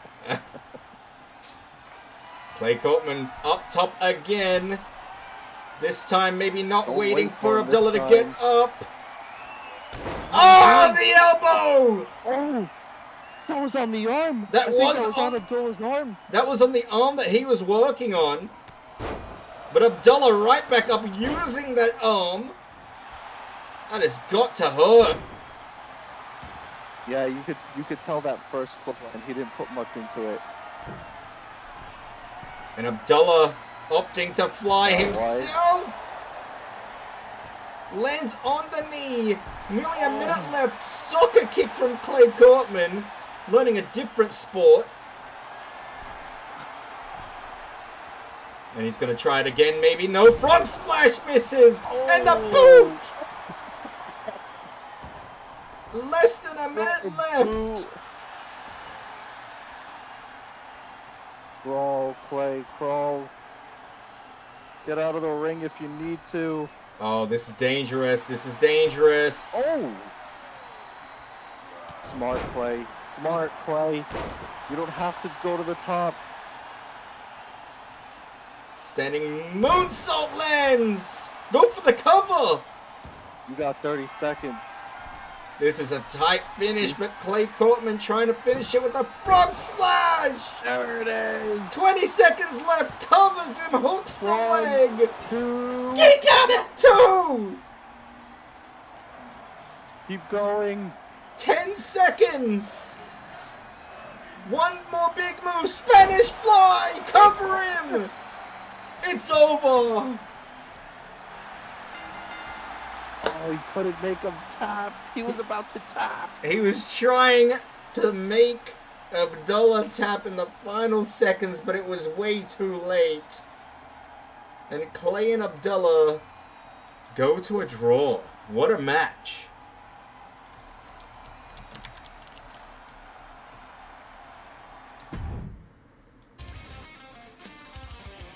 Anakin, I don't want to I'd fight say you. that You'll was beat second me. best match. You'll beat my ass. I know you will. Sorry, what did you say, Zach? I think that was the second best match so far. Yeah? Behind the Apex versus UTI? Yeah. Oh, hold up. I just got an email. This is non-kayfabe. Email. Is it our new sponsor? No, this is Uber Eats charging me $60, and I complain. Well, not Uber Eats, Uber charging me $60. Oh. Alright, back to the action. I believe we've got another women's division match. This time, doubles action. We don't often see that. Chief Keef and Mama Squid reforming the Weird Stoners. And they will be taking on the Wolfpack.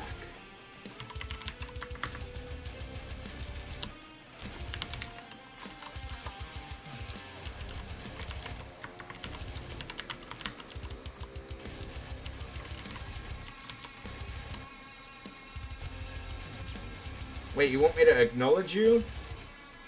I mean, that's somebody else's shtick.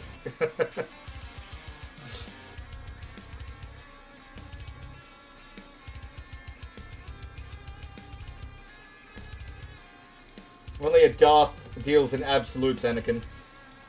Alright? I will not absolutely acknowledge you.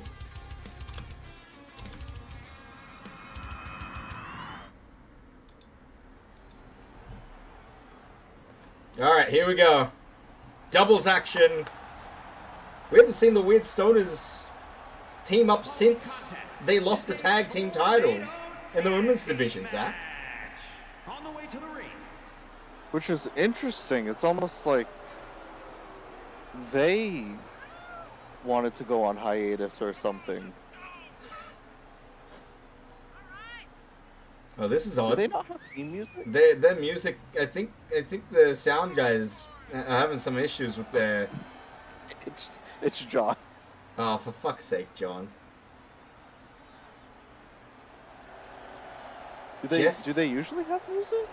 said she's gonna show the straight. Wait, what? Oh yeah, I did see that. I thought she was joking. I'm sure. Is she joking? Oh, that's a terrible idea. You're just gonna see two idiots talking over each other and just shouting and screaming at stupid fake wrestling. If her class is watching, Jess has skill issues. She does have skill issues. That is true. Oh, what an entrance from the Wolfpack women's division. Yeah, get ready for the $1,000 in pyro. Are those fake glasses? I don't know. What the fuck did I just witness? Catula leading Tiger, notably, to the ring. And of course, Catula new to DZW, not new to wrestling. Has performed in WHW for a while, a veteran of that promotion. Sporting a new look in DZW. Tiger, however, we know all too well, being one of the greatest women's performers in the women's division in DCW. At least of Season 2. Let's see how she fares in Season 3.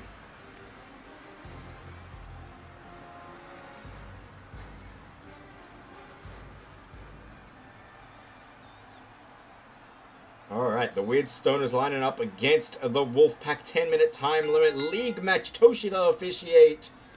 And here we go. Kayla just shrugging Mama Squid off. As if she were nothing, and the Wolfpack looking strong early on.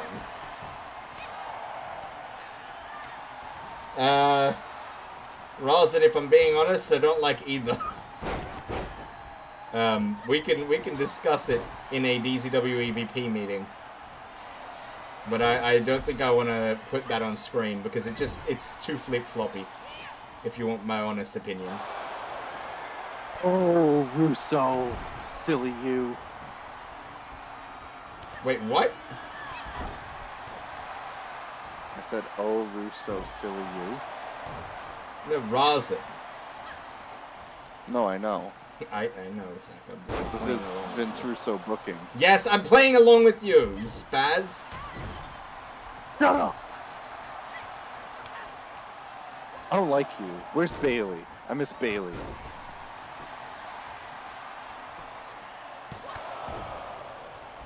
I think Bailey's asleep in the other one. Oh. Oh, Sean's back. Did he learn a lesson? Not to piss off the auto mod?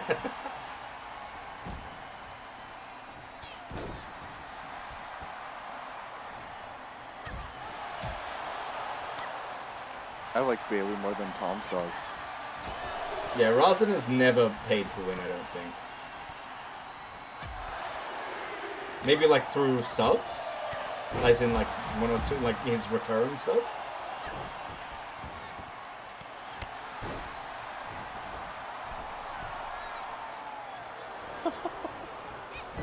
Dude, why is everybody so angsty today? Get over yourselves. It's fake wrestling. Fucking hell. All of you's annoying the shit out of me. Whoa! Everybody! Oh, what a super kick from Chief Keef. Yes, Mendez and Rosin are two different people, Sean. They're literally a team. Sean, are you?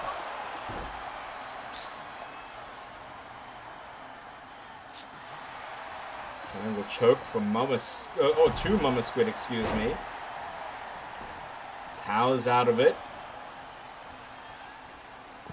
Oh, look at Tiger on the outside just stomping down on Chief Keef. And remember, Chief Keef is the first ever women's singles champion in DCW history. Her career has gone down the toilet lately. Yeah. I just noticed the Raid Shadow Legends ad on the apron. and I hate you. Why? We were sponsored by them. Of course I'm going to put that there.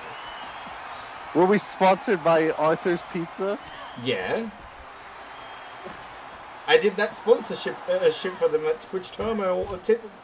Twitch Turmoil 1. Wow. Yeah. But what was there before the Rage or Legends? I think it was... I don't know. Twitch? Okay. I think it was the Wayne Cup logo, which I had to remove. Because this is not the Wayne. Even though the announcer's table still says it. I mean, we can't pay for everything. Zach, you've been muted, by the way, for 3 minutes. By who? You can't talk if you've been muted, you asshole. By Mendez. And I'll read this one out. Mute Zach. Done with Zach. I can understand face versus heel commentary, but where's the face? I mean, I'm the face. It's Paul Heyman and Corey Graves every night. It's tricky to be a face and a heel at the same time. I will say this. I'm supposed to be the face commentary and play-by-play. But at the same time to that, I have to play along with my character. So I'm sorry if I don't do face well enough. Oh, but look at this. Tiger in the middle of the ring. Submission attempt. Hook in the arms. And Chief might tap out here. Struggling. Could pass out. Mama Squid very slow and sluggish. But finally gets in the ring to break it up.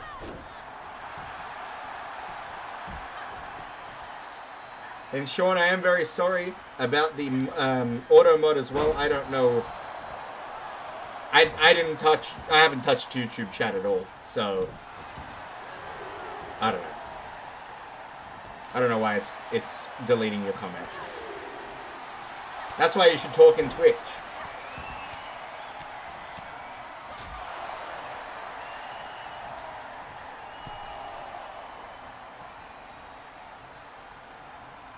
And Anakin, I'm just gonna ignore you. Fucking hell.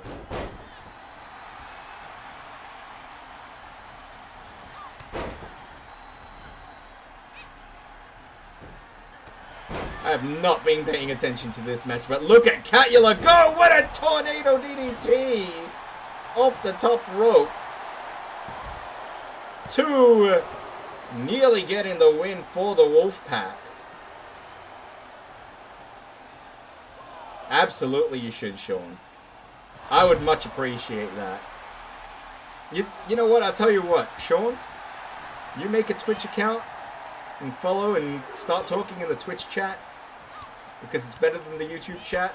As much as I appreciate you talking in the YouTube chat, it gives me a presence there as well. But you start talking in the Twitch chat, I'll VIP you straight up.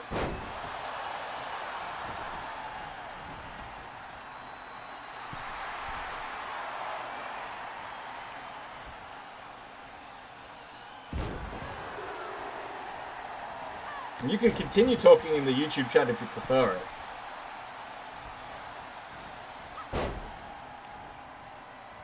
But I think their auto mod system is a little bit harsher than Twitch's.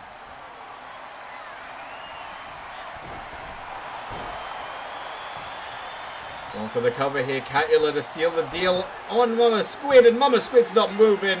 Wolfpack take the win.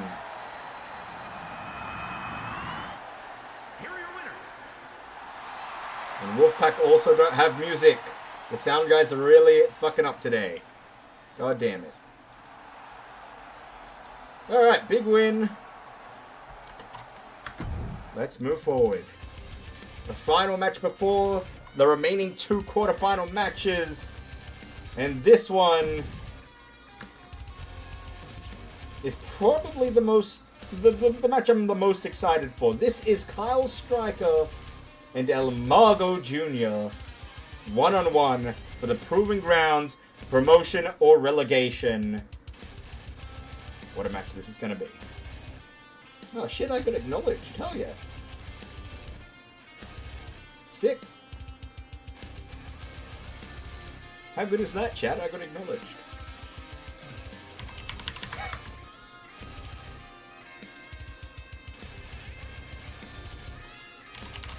Who is betting on this one?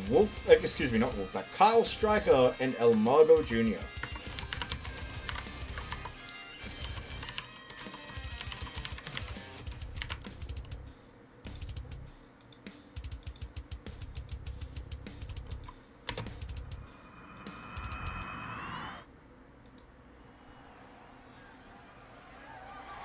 The following contest is scheduled for one fall and is for the Junior Male Championship. No, the logo's not supposed to be crushed, but I haven't been bothered to make a new one.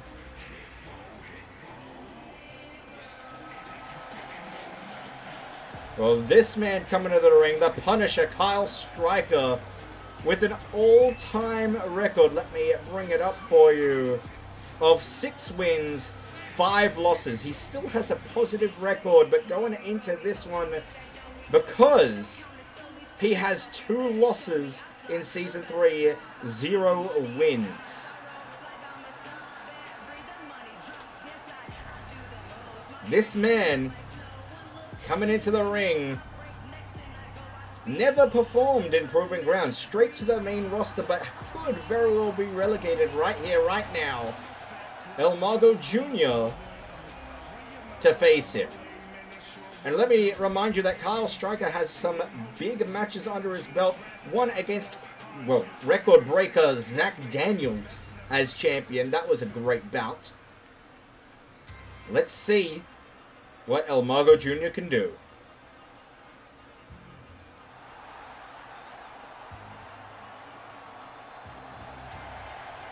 And coming to the ring with his father in besides him. Most recently had a bout against his father for that very title around his waist, the Proving Grounds Championships. And imagine if El Mago Jr. can claw into the main roster with a win here tonight.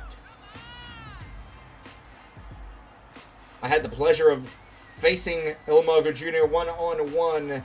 He's a high-flying athlete of another caliber, honestly. The likes of Zami, Caden, Sean Hunter. You put this man's name in that mix, it definitely doesn't get lost in the shuffle. El Mago Jr.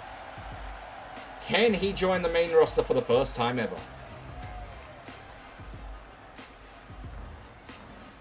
So 2K24 has super finishes. Which one would you prefer for your call? What does that mean? What's a super finisher? True, Anakin, true. Introducing the challenger from Seattle, Washington, weighing in at 245 pounds, Kyle the Punisher. And his opponent from Juarez, Chihuahua, Mexico, weighing in at 211 pounds. He is the Junior Male Champion, the Superstar. Well, one can only assume that that is Sean Hunter, the dweeb. We'll go ahead and... There he is. VIP'd.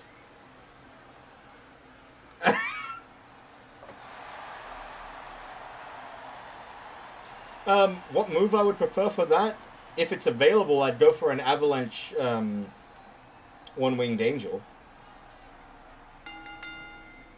10-minute time limit, kicks off and punishes Stryker with a spine buster off the bat. And into a big body splash, cover, 2 count. Imagine that's how it finished in under 15 seconds. But El Mago Jr., the champion, kicks out. And Punisher with a punishing style, the big, strong and just dominant moveset of Kyle Stryker up against the high-flying ability of El Mago Jr. But the longer this match goes on, the more it favors El Mago Jr. You gotta think, will Kyle Stryker fatigue himself early on with such big moves?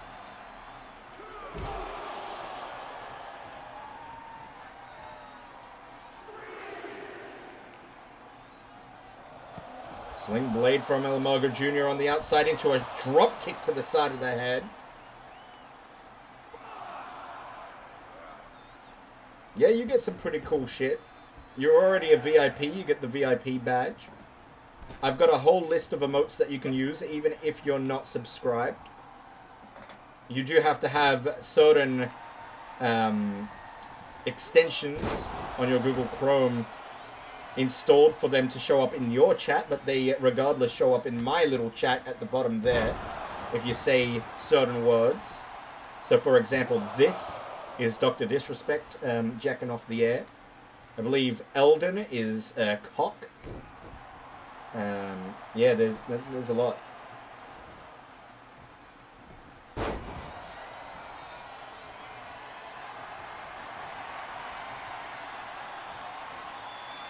Big bear hug on El Mago Jr. Maybe trying to submit the champion here, but Kyle eats a couple of elbows to the side of the head. And a clothesline to follow through. El Mago Jr. with a shooting star. And measuring now. Hyping up the audience. In the corner, Kyle with eats a drop kick to the lower back. And really punishing that lower back now.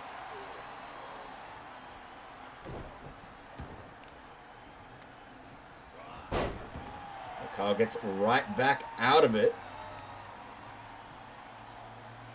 Oh, and here we go. Kyle setting up for something big. Just drops El Mago Jr. face first. I'm going to try it again, maybe. Oh, my God. Brutal from the Punisher. Punishing, even. Oh, but El Mago Jr. right back in it with the DDT. Goes for the cover, trying to end it early. And a kick out at 1. Thank you for acknowledging me, Anakin. You're the one. I still don't acknowledge you back, though. Off the top rope into a Hurricane Rana. And El Mago Sr. cheering on his son. What a body splash from distance. Well, what a match this has been. Brilliant, even. Talk to me about it, Zach. Welcome back. Well, luckily I'm glad Mendez wasted his points because I went downstairs to get a drink and some food. So I would have been muted anyways. You'd be muted by Rosin. And right back into the solo commentary. Things are not looking good for Zach Daniels tonight. 2 big splashes from Kyle. I was actually eager to hear what Zach had to say about this match because this has been a great show from both men. Leading into the quarterfinals we've got for you coming up. Kiss My Ass Club Platinum taking on Smile Gang. And of course, one of the most anticipated matches. What a DDT! Busting Kyle Stryker open just above the eye and a kick out at 2. Keeping alive. We have, in your main event of the evening, the Caden Memes taking on Fish and Fig.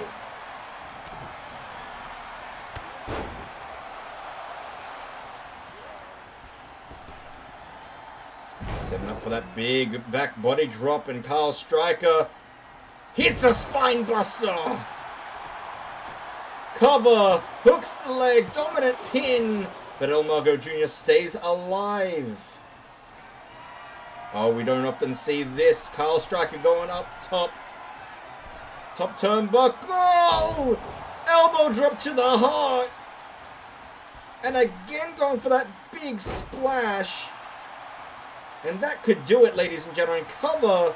Hooks the leg. El Mongo Jr., thank you for coming. Kick out at 2.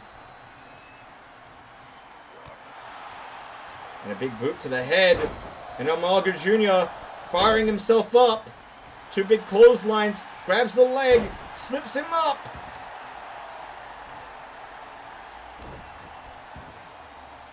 What can he do from here? Soccer ball kick. To the side of the torso. Shooting star, look at this athletic prowess from El Mago Jr.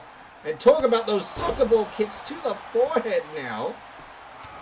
Oh, he is not happy. Raining down punches. And he's got to finish this match, finish it quick. That is a very far way away. Where is he aiming with the body splash? It's like he forgot where he was. That is unlike El Mago Jr. to miss from the top. But it doesn't matter. He still has the momentum. Kyle, very groggy on his feet. Look at that. Wow.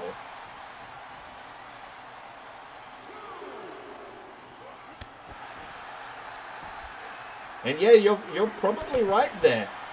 In Mexican wrestling, usually, the wrestler would end up in the middle of the ring there. And I guess out of habit, Amago Jr. thought he would be there. Very wise from Kyle Striker to roll out of the way. Roll out of position. No, I'm not sleeping with Padme. What a head scissors!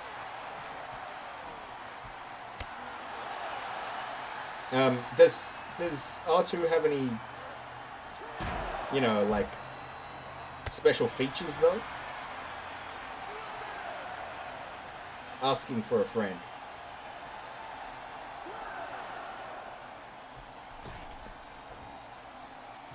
Amago Jr. bringing honor back to his family name, breaking the count. And telling Kyle, get back in the ring. I want a fair fight to end this match. Up and over. Big strike. And again going for that excellent head scissors. Hooks the leg. This could do it. Could this surprise Kyle Striker? No, kick out at 2. 1 minute. 50 seconds left. El Mago Jr. measuring. El Mago in his corner, supporting his son. Kick to the midsection, off the ropes, and the double knees. And that could be it. That could do it. Very close to the ropes. Could go for a rope break, but it's not going to matter. El Mago Jr.'s on the main roster, ladies and gentlemen. Here is your winner, and still Junior Male Champion, the Superstar. El Mago Jr. will vacate the Proving Grounds title.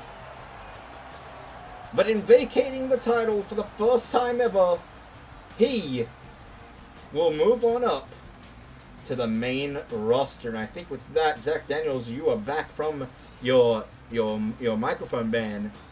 What do you make of that? Thank you. Oh, what a match!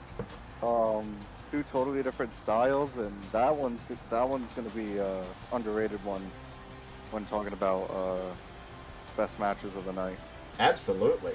I mean, you've got some high quality matches to contend with, but let's not put this one aside, because that had my what's the word I'm looking for? Holy shit. That had my attention the whole way through. Yeah. Yeah. All right. DZ, who do I got to suck off for a DCW title match? You already have the title. You're the doubles champion.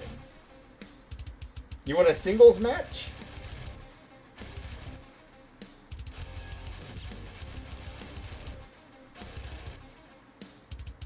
I don't even know who commented it. When you read it out loud, I just knew. Bear in mind, Sean, we already have the doubles title. We already have the Asahi title. The only title we're missing is the World Championship, and Zach Daniels, he's the one that's in that division. Yep. Could have. Bro. Yeah, nice microphone, Zach. Nice microphone. All right. Let's choose the outcome. El Mago Jr. wins. Well, you know what, DZ? Tell me. Maybe if these crybabies didn't stop IRL voice banning me, I don't know what you're saying. and they listen. Can you hear me now? Yeah? I think so. Why are you laughing? Because you tried to, like, cut a promo and it just cut out. It's really funny.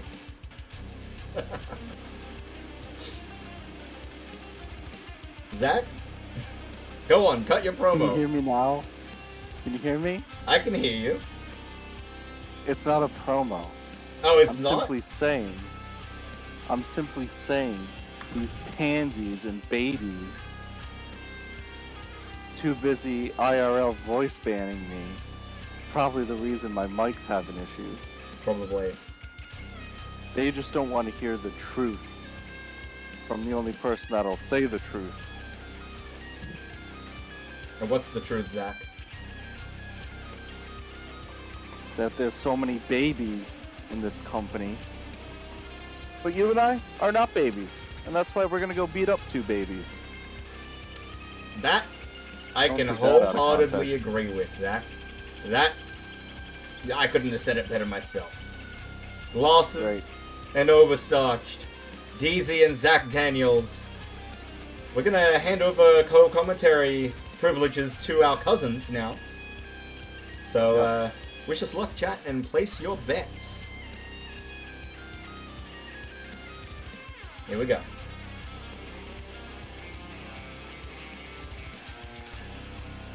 All right. Oh, Zach with the K, you there? I am here. Back in the commentary booth with my best friend. Sure. Hey, I got told that I have to be a face commentator, so what does that mean? Man, What? I think you gotta be a good guy. That's gonna be difficult. Alright. Let's call this match. One thing I am gonna call is, why the hell do we not have more bets? This is Smile Gang taking on Kiss My Ass Club Platinum. Place your bets, ladies and gentlemen. Here they are. Yeah, this Glasses. is an easy way to get money. Absolutely. You couldn't have said it better myself. On the way to the ring, at a combined weight of 380 pounds. Glasses and overstarched. One man, a former world champion. One man, a former doubles champion. They're in a doubles tournament. They were the number one contenders. They had an opportunity last week. Unfortunately, in that triple threat, it did not go their way. They're pushed right back down the card. Do you reckon they can get a win over our cousins, Zach? Absolutely not. We've seen what Zach can do against Overstarched. He just knows him way too well. If their matches were a lot closer, I'd say yes, but they just weren't. And here they are. Now, I want to point out that one of these titles is a recognized title, the other is not. The Asahi International Heavyweight Champion, my cousin, DZ, coming to the ring in the white. And on the left of your screen, the undefended champion, Zach Daniels, former world champion. And don't let his false title confuse you. This man has done a lot in the business. Finalists in the last Tornado Smash Classic. How do you rate their chances here tonight? Pretty good. They're unlike others, there seems to be no issues. So That's a big factor when it comes to these tag team tournaments. Is how well are the two working together? Well, you say that, Zach, but let me remind you how the last time these two paired up went. In the last match, in the round of 16, Zach Daniels let DZ, get battered on by Binsby and Ayase in the middle of the ring, and then slid in, put a submission on Binsby, tapping him out near immediately. Zach Daniels literally let DZ take the damage so they can get the win. Would that have been premeditated? I don't know. You can't tell me that DZ would be happy about that.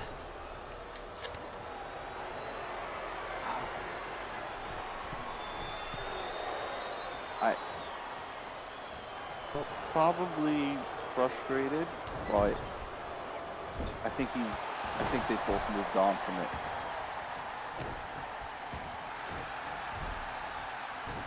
You have to forgive me, I'm eating an We'll apple, be able by the way. to tell here. Glasses was... Oh, look at DZ with the knee!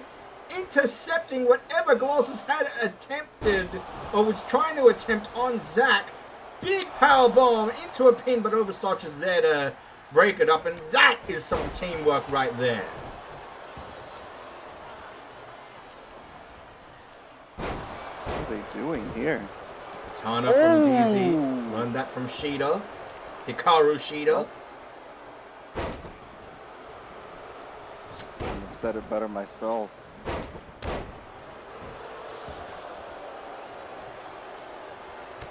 Interesting, too, that Daniels and Overstarch aren't going after each other. Yeah, I would like to see that a little bit more. But Zach Daniels opting to attack Glasses, going over the top rope. And remember, DZ and Overstarch also had a little bit of a rivalry for the Asahi International Heavyweight Championship contendership. It was those two in a submission match where DZ actually won, coming out on top, earning himself the opportunity to win the title he now has under his belt. Or rather, around his waist, excuse me. What is DZ doing?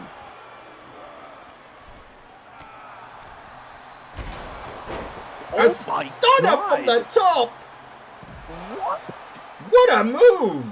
Cover him. That could have been it. Jon Snow Targaryen, welcome. King of the North. We are on all three, YouTube, Twitch, and Kick. And what's this? What's going on with the lights? What a kick from DZ! Oh my god, did you hear that smack? Cover. 1, 2, kick out.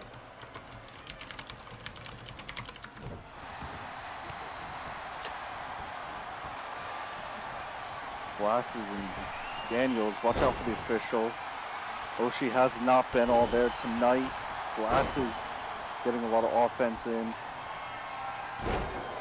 And look at Glasses to the top.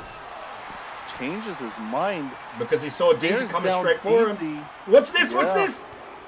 One-winged angel! But doesn't go for the cover. Oh, yes, he looked did. over at Zach to make sure Zach had Overstarch. No! Waited too long there. I think that could have been 3. But you're right. He had to make sure that Zach had Overstarched. Oh, what a move. This might be it. They're just double teaming Glasses now. Setting him I up. gotta hit something before Overstarch gets up. Kick to DZ's midsection, but Zach Daniels all over over Glasses. No, never mind. Counter. And a stunner again. Wow. Glasses is out. No, DZ. Well, let's talk about this. It has been all Kiss My Ass Club Platinum. There has not been a lick of offense from Smile Gang whatsoever. They have hit their finisher moves. They've been very unlucky to win the matches, seal the deal. What more do they have to do, and how can Smile Gang get back in this? They need to somehow bring it, either keep it on the outside and do some damage. Look at Zach. And for the cover here, 2 count. Glasses kicks out. Play the brawl type game, but you got to beat them in the brawl type game. But I feel like that's the only way to beat these guys. Oh, Deezy going up top. Look at What's he Deezy. thinking? I think he wanted to hit. What? He wanted to hit the Oh shooting my- star press, but Zach got in the way for him. And then he missed with that shotgun drop kick. Oh, what a kick. Miscommunications. Yeah, that's the first misstep. First misstep for them too. Yeah, miscommunications from the Kiss My Ass Club. But No Overstars shopping. toss right back out of the ring. They're really isolating Glasses in the middle of the ring, Zach. Yeah. Might not be the best option right now since he's on the offense. Now Overstarch has the offense. Zach taking him down. Oh, Has to rolling get into in a the sit ring. on Deezy with the double knees. And Deezy, very quick, very agile, up top. He's thinking that shooting star, but he missed. And a drop kick. No. He's not going to be eating any Arthur's pizza after that. Zach's got to get in the ring. Stop focusing on Overstarch. Oh, Deezy somehow In the counted. ring. Zach sees the mishap going on in the middle of the ring, but Deezy has this brain buster. And they're just double teaming Glasses right now. And what's Should've Deezy kept him in the thinking? ring. What? Oh my god! One after the other, Zach Daniels launched at Glasses. Then Deezy landed on Glasses. And now in the middle of the ring, Overstarch gets absolutely clotheslined to hell and back in honor of another trainer of his, JBL.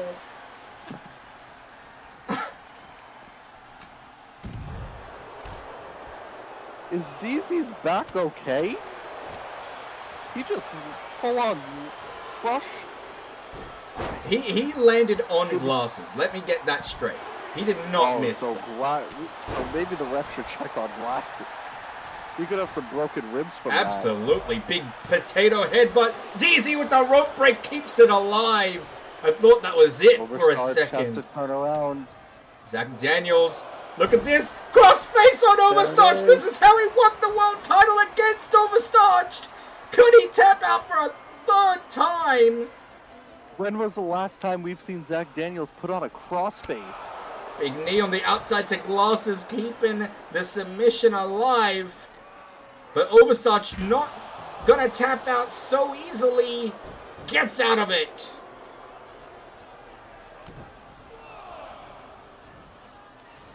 A big shout out to the legend JBL. I hope he Aw. bullies me in the future. He might. Big forearm from Deezy going for the cover here. I don't like that cover at all. No, Too close to the ropes and too rushed. very. What's Deezy thinking here?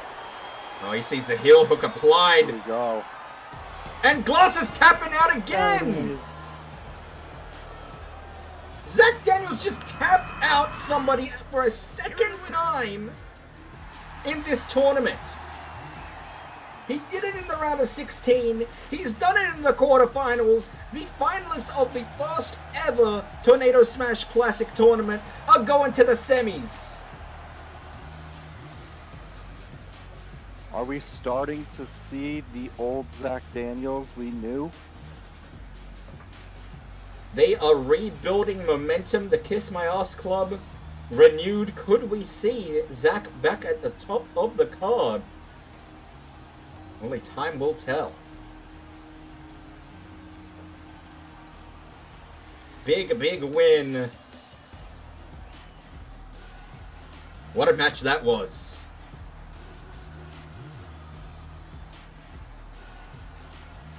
I'm not supposed to be on camera. Shit.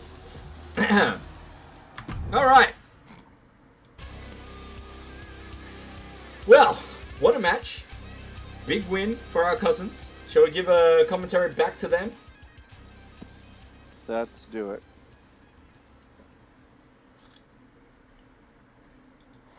Alright. What a win. We're into the semis. Let's go. Good evening. that was pretty good. I'm sure all the crybabies in chat will throw a fit about it, but they'll get over themselves. Can I just say, though, what a moment. We thought about this, Zach, before the match. And I can't believe we actually pulled this off. Reminiscent of the Kenny Omega and, well, the Golden TV team, me and Kenny, diving over the top rope at the same time. Me and you pulled that off. I can't believe we actually did that in the match. I didn't see the finish. Did you crush glasses? You heel hooked glasses. No. I mean, when you dove out of the ring. Oh, yeah.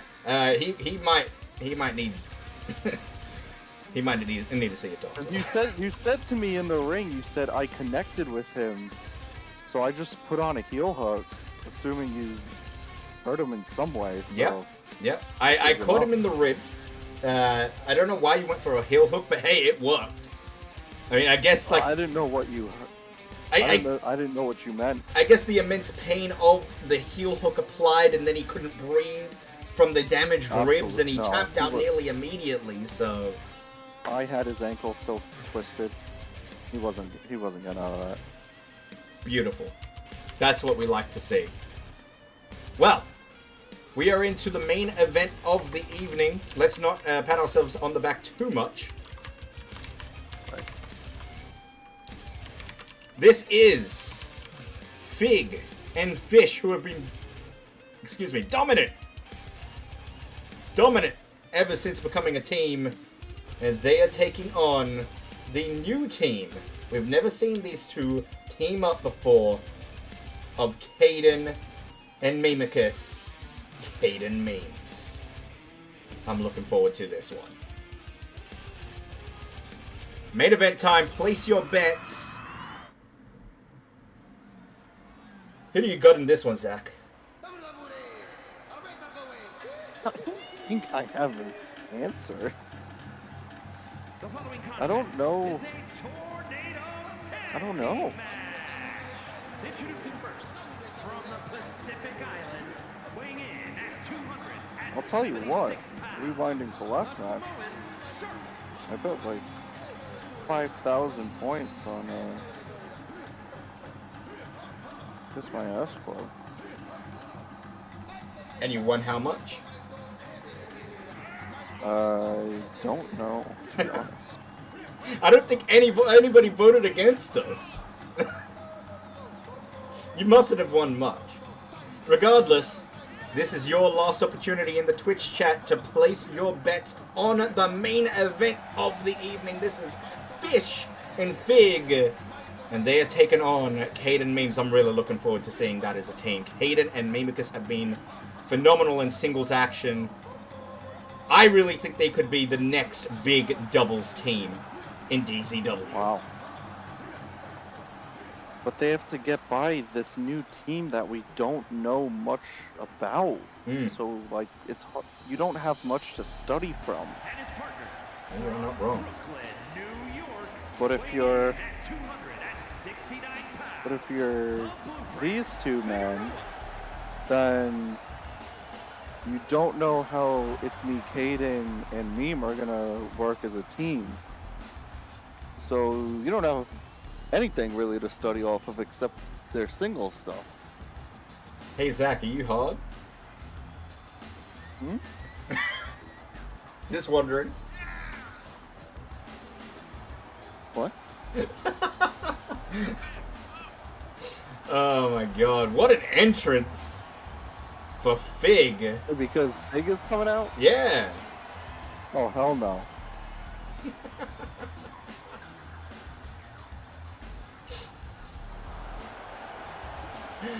Oh, fucking hell. Fig in the ring. I don't know how these two work together so well, but it works. It's almost like a Booker T and Goldust connection. Hold on one second, I'll be right back. Oh, wow, look at this! The matching attire, you'll love to see it. And hey, it looks like Meme's put on some... He's put on some muscle mass. He's been hitting the gym. Either way, Caden and Meme really taking this seriously. Let's see how they fare in their first ever match in the quarterfinals of this tournament after receiving a bye into the next round. They've got a tough set of opponents before them. Man, it looks like he's been hitting the gym with Caden. They're both really, really big. I think your attire should be all black. I might make an all black attire. That's a good suggestion.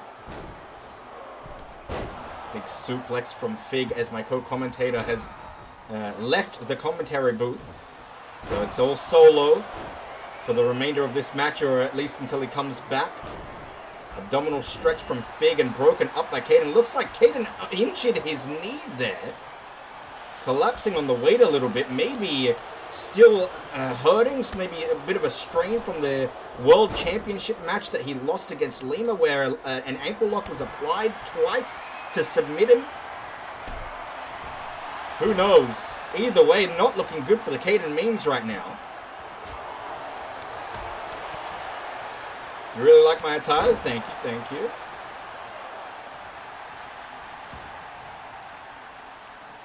Oh, his attire should be mine, but all black. Oh. Oh, look at that sunset flip from Caden. And as the match gets on the outside here, spills to the outside, it looks like this is a bit of a game plan. And Caden and Meme just hammering down on Fish right now. Double teaming and isolating each of their opponents.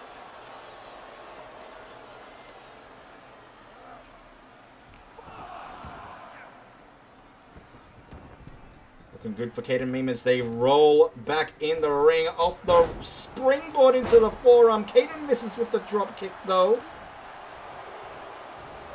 And eats a suplex for his troubles, but a big boot to the side of the face of Fish. Look at Mimicus. Look at him go. What a counter to stand up straight after being tossed overhead.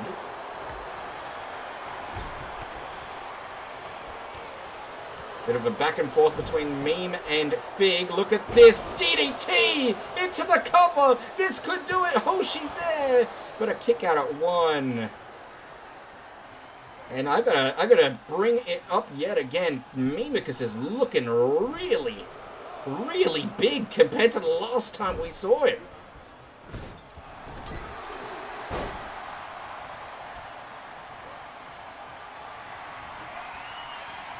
The gains are real as he's dropped on the shoulder onto Fish's knee. And I believe, yep, the Samoan diving head first into Mimicus on the outside here, leaving Fig and Caden in the ring.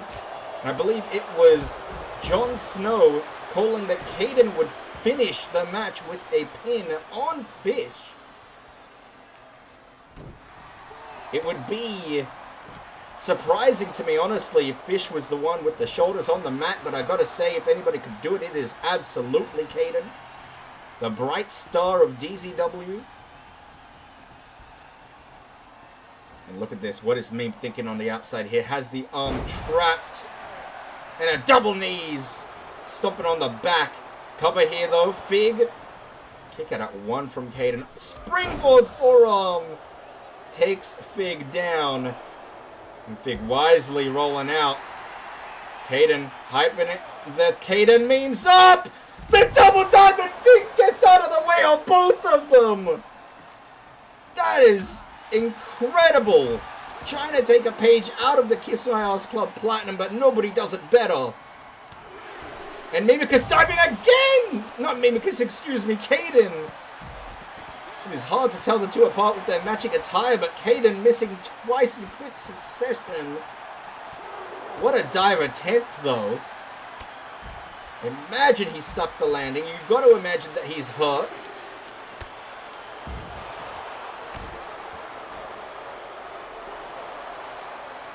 But still working on that adrenaline and a Boston Crab submission maneuver on the outside. Meme easily gets out of it, escaping. Irish whip to the other side of the arena as Caden and Fig duking it out on the bottom of your screen. Caden brings the action back in the ring, waiting for Fish, still saying he's got a lot in him. And it eats a drop kick. Picture perfect drop kick, reminiscent of a Maven type of drop kick there. Caden blocking the suplex. Big clothesline to bring the big Fish down. Enziguri. Fish rolling out. Oh, Fig just bulldozing both Caden and Hoshi at the same time with the shoulder tackle. And of course, this will be the final match of the night. This is your main event. I'm going to start a poll, and you guys are going to let me know if you want me to continue the stream. The reason being, I am building a trading card game. If you want to see me work on the trading card game, let me know. With that said, it is going to be a little bit boring because it's just me rebalancing the cards. If you don't want to see that, I might jump into what just happened. The Caden memes have won. Here are your winners. Caden memes have won. The camera was fixated on the action on the outside. I believe Caden just submitted or pinned Fig in the middle of the ring without the action even being shown. What a finish! What just happened?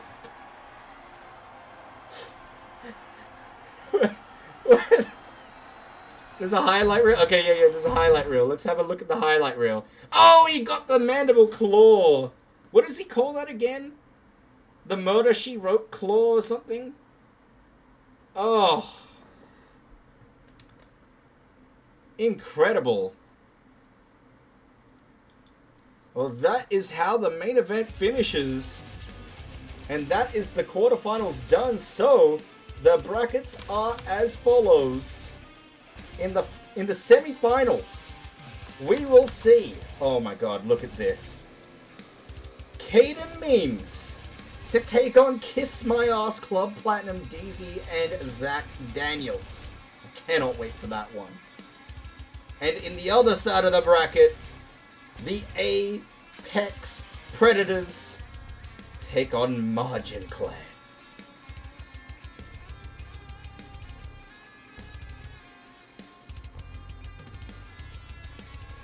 What a Tornado Smash classic. There is no rematch possible. I don't know what you mean, Rosin, because these are the only team that made it to the finals within these 4 teams left are Kiss My Ass Club Platinum. Caden Memes, completely new. Margin Clan, Omar and Nubby, completely new. And Apex Predators were initially eliminated in the quarterfinals last season. No, last season was Kiss My Ass Club Platinum taking on Fred Durst and Steffo. And Durst and Steffo won.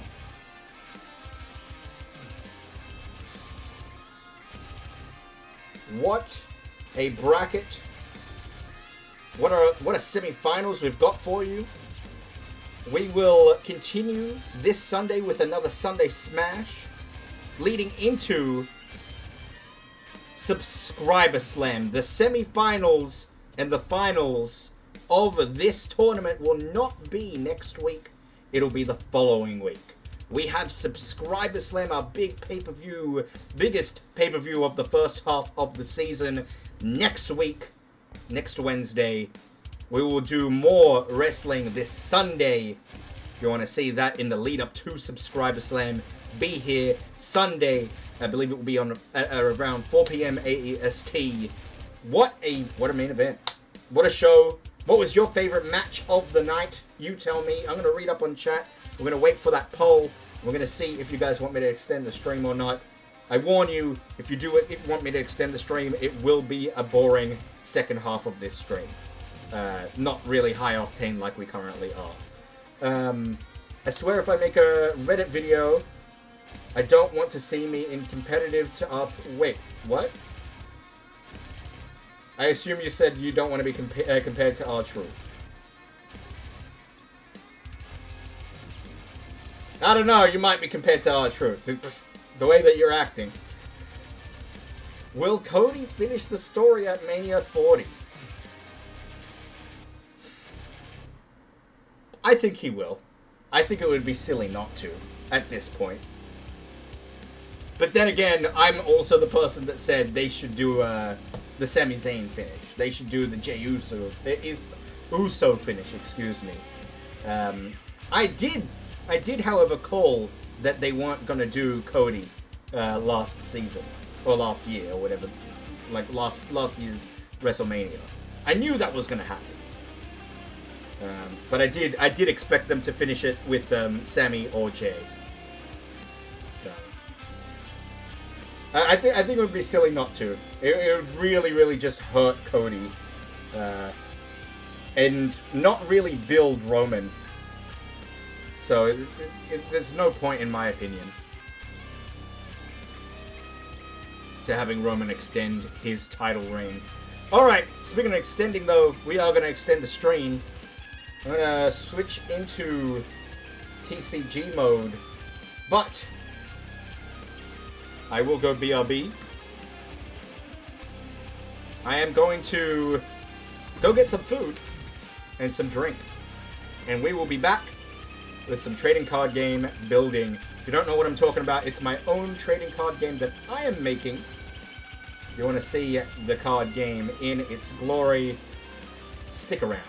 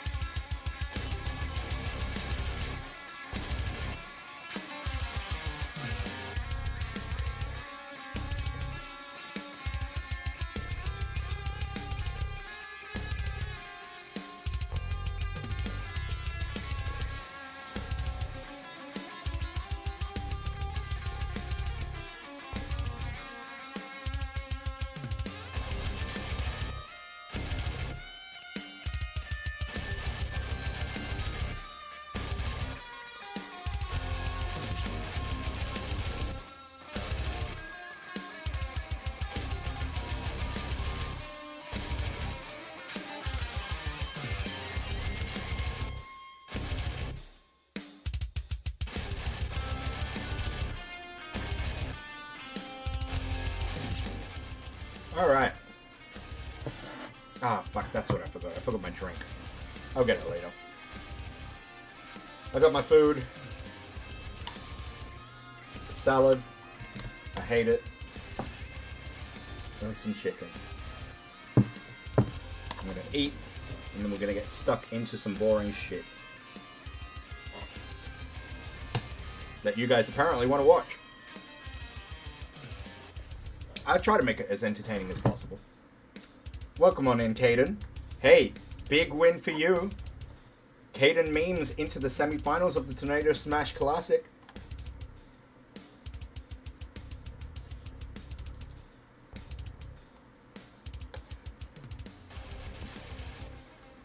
That's hot.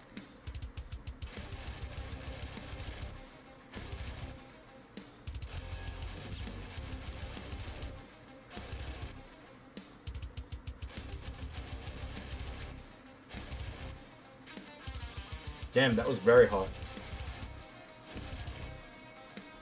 Whew. So, Jon Snow Targaryen, I assume you like Game of Thrones. No, I hate Game of Thrones. What's with the names? Jon Snow, we got Anakin. I'm loving them. Don't get me wrong, I love Star Wars, I love Game of Thrones as well.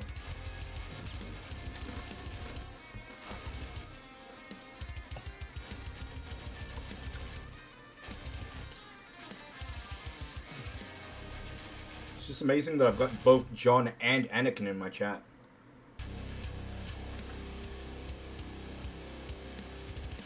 You two can be a team.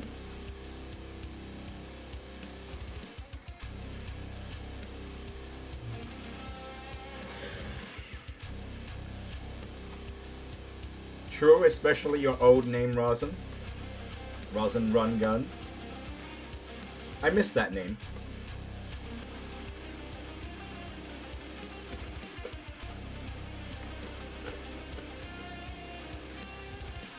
You never finished Game of Thrones? What did you get up to?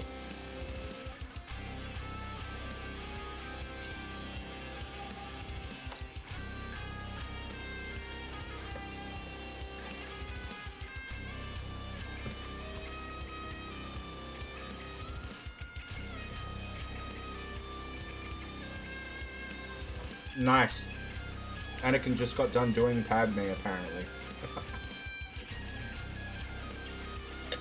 One can assume that Jon Snow is doing Daenerys and or what's her fucking name? The Grotto girl? The Wildling girl? Can't remember her name. She's in the grotto somewhere.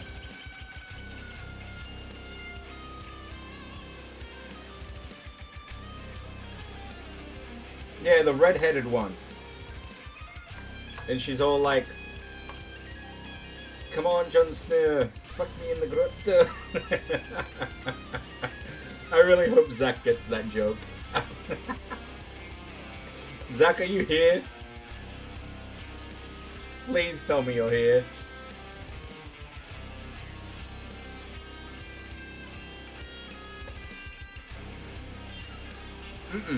Not Marjorie. The Wildling girl.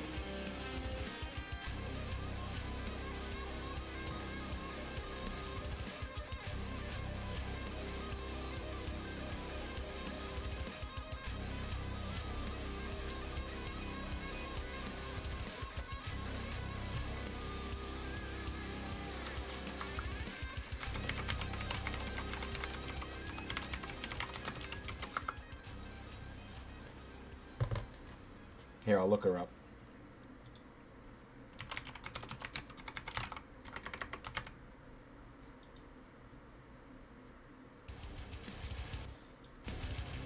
Wildling girl, Game of Thrones. Egret. This girl.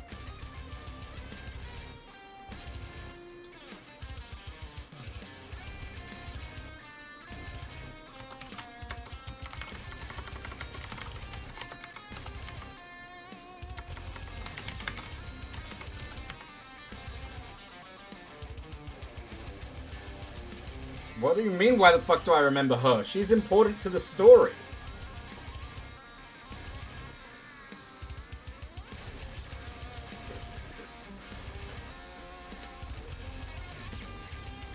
She basically turns Jon Snow into who he is. Turns him into a man.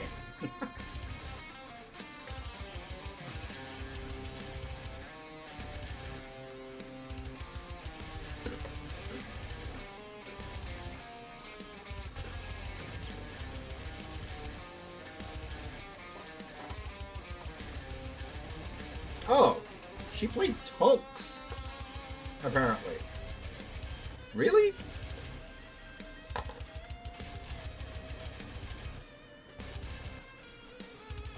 Oh no, never mind.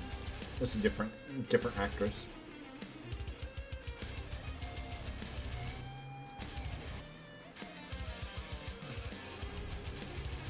No, she's not Asian enough. Not my type.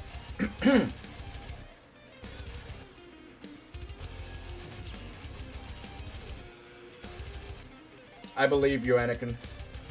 I believe you, but I'm good. Thank you for offering.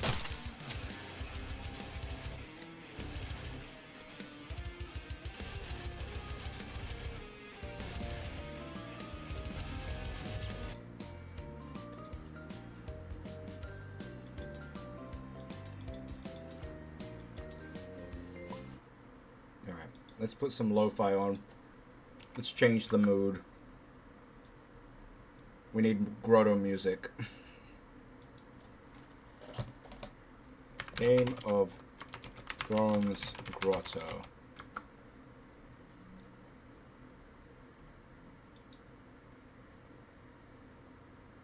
Ah, the cave. Here we go. I think we're savages because we don't live in stone castles. We can't make steel as good as yours, it's true, but we're free. Are they Asian Pull a knife witches? on me in the night. I could teach you how to do it. I know how to do it. You know nothing, Jon Snow. What's your name? Egret.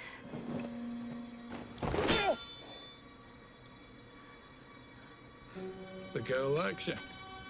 You like her back now. That why you want to join us? We're even now, Jon Snow. Egret! We swore some vows.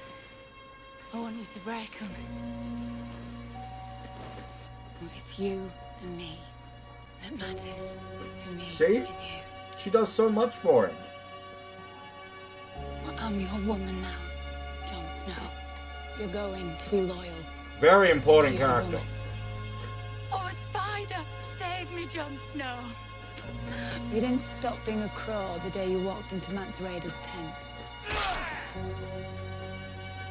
We are the Watchers on the wall.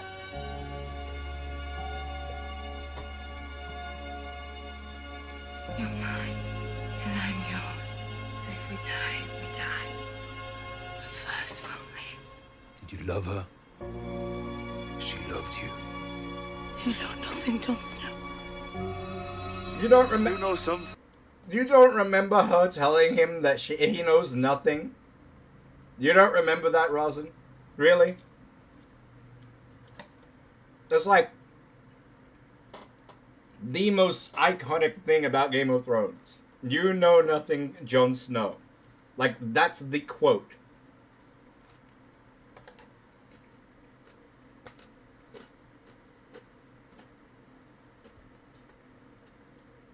Gosh, you're 2 months late. What the fuck?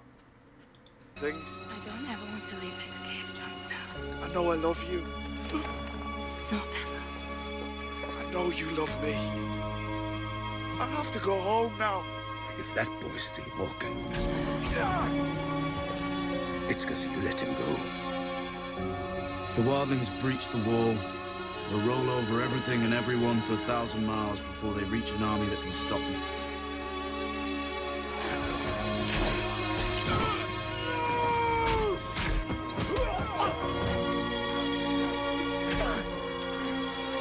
We're brothers now! Fight with me!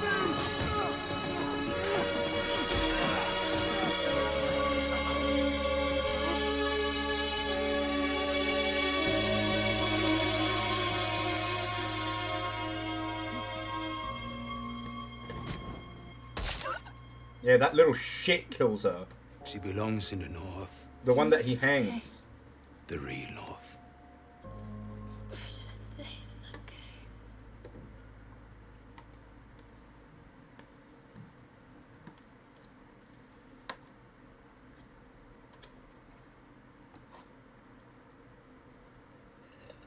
Huh. What the heck are you watching? I'm watching The Grotto. You're streaming this? I am streaming this. Hey Zach. Who won the... What? Tell me if you know what I'm talking about when I say Jon Snow, Okay. fuck me in the grotto. What?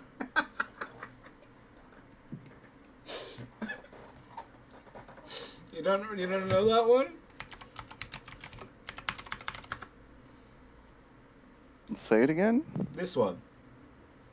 Katie Trio 9 with the recent news about the possibility of Legend of Zelda series going to Netflix. What video game would you like to see become a series on Netflix or TV, and why? Actually, the Game of Thrones video game is really good. If they could adapt that story into live action, that'd be pretty cool. I would actually, love to focus on just one house. It's just on the what are they called? House Hardwood? Yeah. Iron from ice. Yeah. Our trees are really strong and made of None of them steel. sound that way. None of them have that accent. Jon Snow, lick him a tent. That's the one. Oh yeah, I want to clap. Lick him.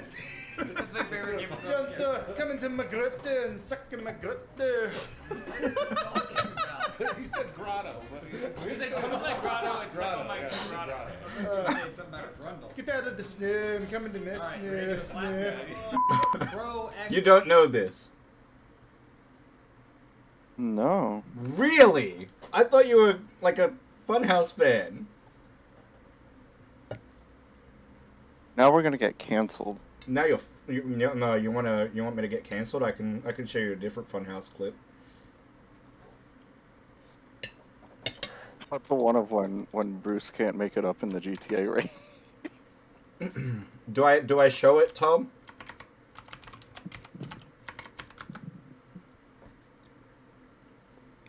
Which one?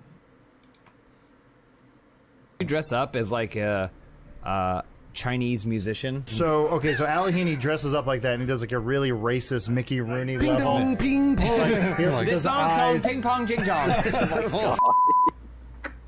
Hi there. I'm James Williams from Funhouse, and that last sequence you saw may have gone too far. Sometimes things get carried away, and that's just how the fortune cookie crumbles. So, to anyone that may have been offended by that last sequence, I'd like to apologize in your language. Ping pong, ching chong. Hi, my name is Bruce Green, and I work for Funhouse.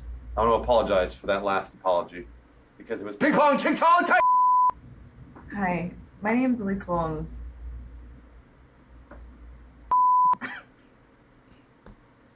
Please tell me you know that clip. Oh, why have I never seen this?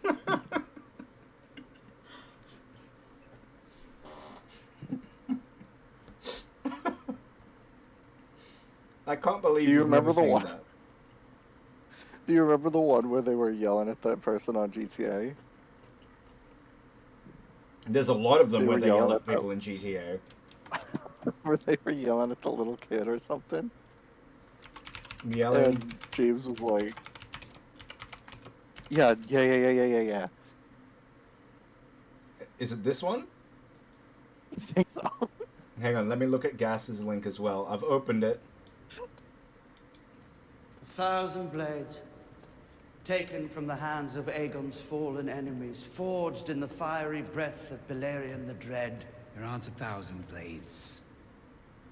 There aren't even 200. I've counted. Huh, I'm sure you have. Ugly old thing. Yet it has a certain appeal. The Lysa Arryn of chairs. Shame you had to settle for your second choice. Early days, my friend. It is flattering, really. Can I be honest with you? This is not going to be very popular. I don't I know this scene because I've watched it multiple times. When I watched this for the first time, I didn't care about it. I didn't think it was that like iconic of a clip.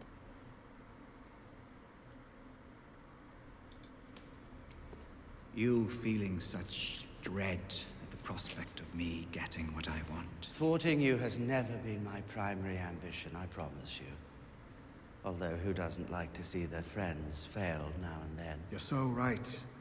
For instance, when I thwarted your plan to give Sansa Stark to the Tyrells, if, I'm going to be honest, I did feel an unmistakable sense of enjoyment there. But your confidant, the one who fed you information about my plans, the one you swore to protect, you didn't bring her any enjoyment. And she didn't bring me any enjoyment. She was a bad investment on my part. Luckily, I have a friend who wants to try something new. Something daring. And he was so grateful to me for providing this fresh experience.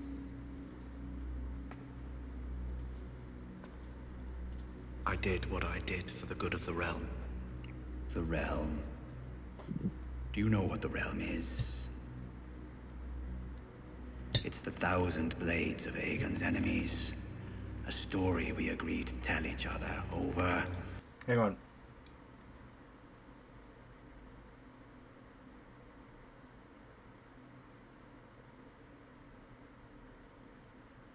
No, I don't say tits. And over till we forget that it's a lie. So what do we have left once we abandon the lie? Chaos. A gaping pit waiting to swallow us all.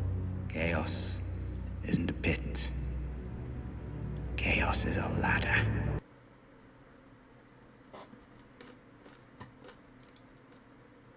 Hey, who won the main event? Caden. Really? Choked out Fig. Wow, that's a big win for Caden. See my gamer tag? See, girls can't do math. Does your mom know you're playing? Does your mom know you're playing right now? About that? Yeah, Bro, she girl. does. If it's this clip, I do know this one. It's so good, isn't it? Does your fucking mom know you're playing? Because you probably still live in her house. No. Does your mom know that you're playing with a sex offender right now?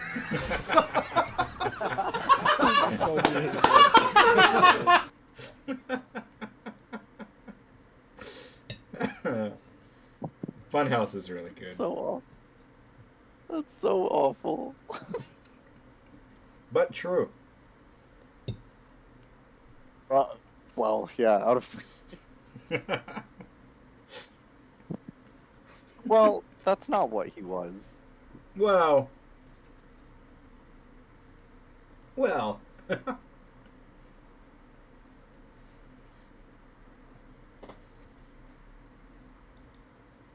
Every white person I've ever met when I was a kid and I would, draw a swastika on my arm, they would be like, fuck you.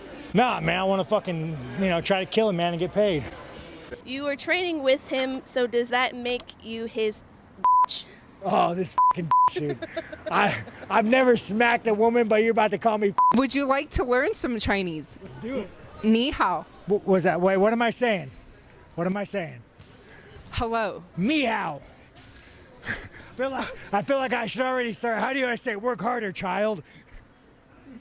So when I start my clothing company and I open up a couple sweatshops, how do I get to the meat and potatoes of work harder, no food for you till you finish?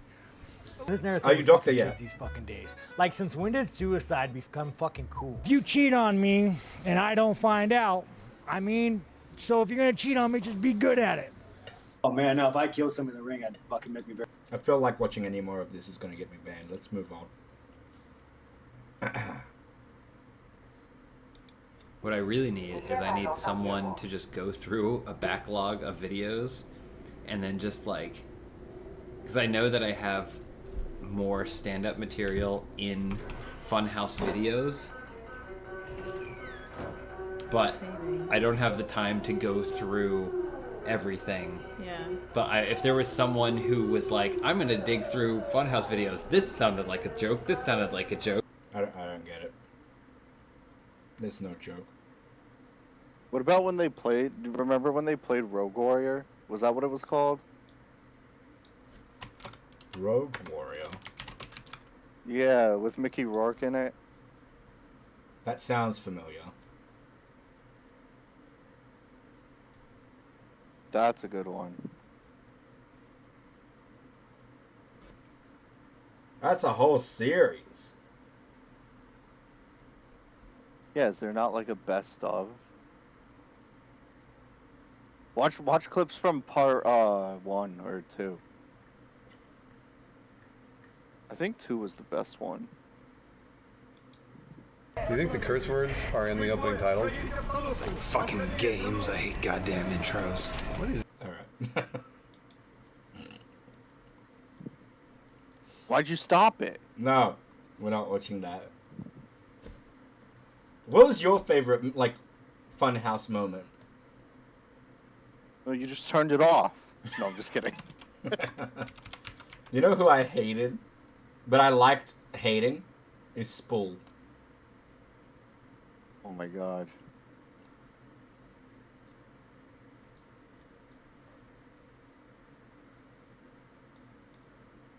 Six Remember developers when, made a video game. Go on. No, never mind. It wasn't him. It was Joel. Remember Mm. when Bruce would do those Oh. like improv songs? Do you remember Joel's Hole?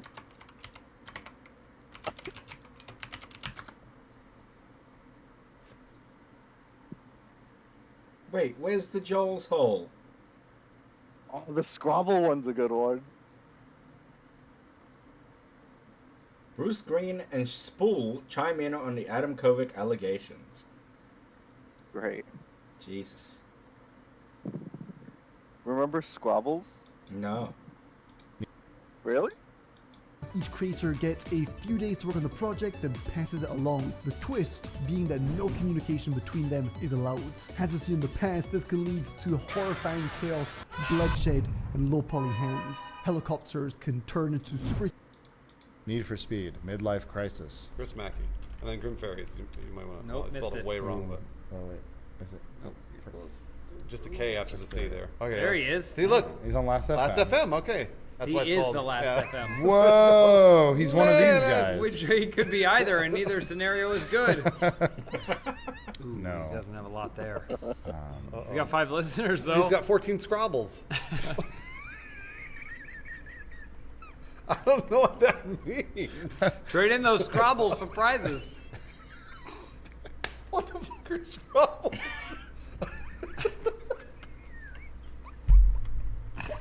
14 Scrabbles all time. 5 listeners. Chris, Hold on. the data just came back. Oh. You get 14 Scrabbles. Hold on. Search for like Katy Perry. I want to see how many Scrabbles she has to compare. Yeah, I want to see how many Not Scrabbles. with an EY. It's not EY. That's totally her. No, it's Y. Just, That she has 114 Scrabbles. wait. Search somebody popular. Search Kanye West. I saw him. There. Not Kane West. Kanye West. Spelled it right. Jeez. Where are those Oh, Scrabbles? listeners. Oh my God! Look at all those Scrabbles. Oh my I God! wonder why Let's FM is succeeding. Because they're calling them Scrabbles. What do you mean we're losing to Spotify? I know, what? We got all these Scrabbles. What the fuck? Some bullshit some executive made up. Scrabble. Maybe we should change our channel points to Scrubbles. Oh, you think Last FM would be okay with that? Fuck him.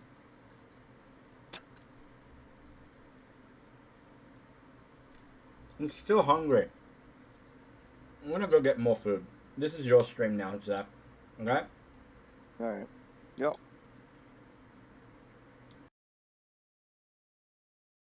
You're still here.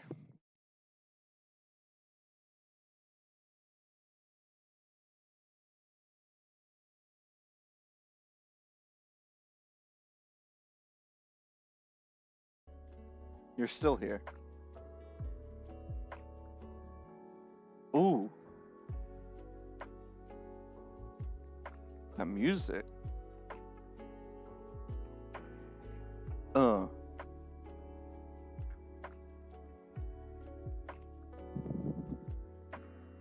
Yeah.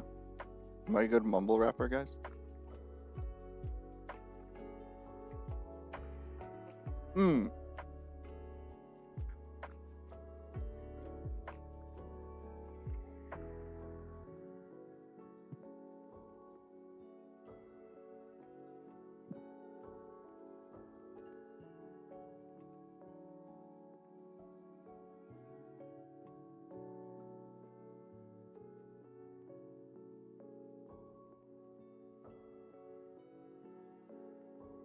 Shut up, Tom. I'll take away all your scrabbles.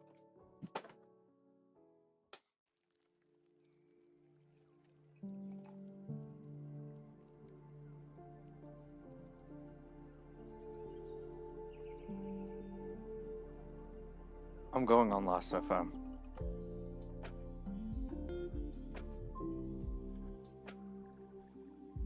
Last FM.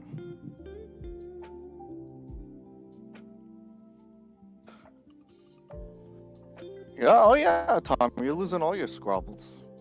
Let's see. Who's someone I like? Let's see how many scrabbles Blink 182 have. Blink 182. The scrabble. 249 million scrabblers. Scrabbles.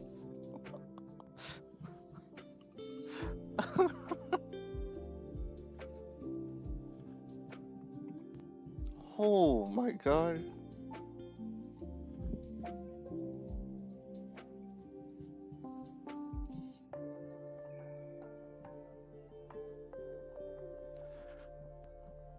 Tom, you scrabble to Sky Blue. Oh, she don't make music. Oh, there's Sky Blue one. How about someone like the Descendants?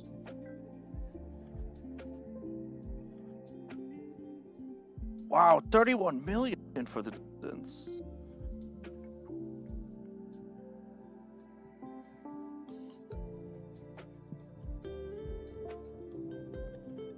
Get an answer. What? I'm looking this up. What's FM scrabbles mean? Scrabbling is a system used by Last FM to automatically track what music you listen to and when. What?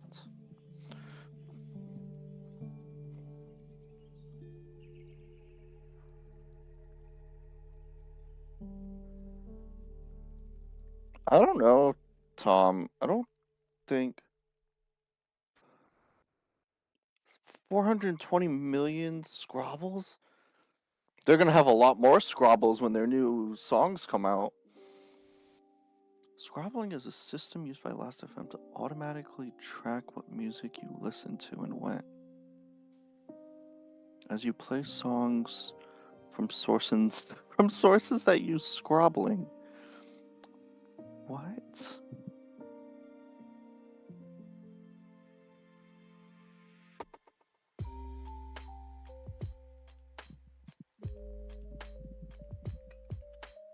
So what?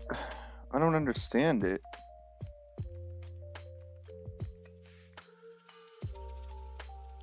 I mean, I get it tracks what you're listening to, but how does... So it's just how many listens the band has? I don't... Lost.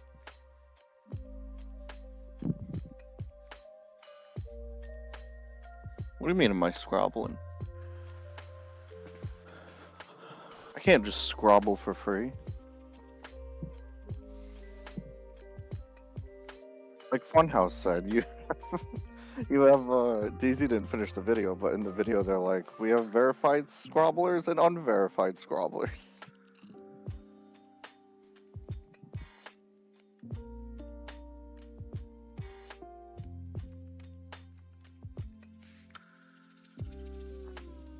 Oh, a certain amount of time? That's pretty cool. You talking shit, Zach? No, we're talking about scrobbling to certain bands. Does Blink 182 have any good scrubbles? I looked them up actually. I looked them up and I looked up the Descendants and I looked up Sky Blue for Tom.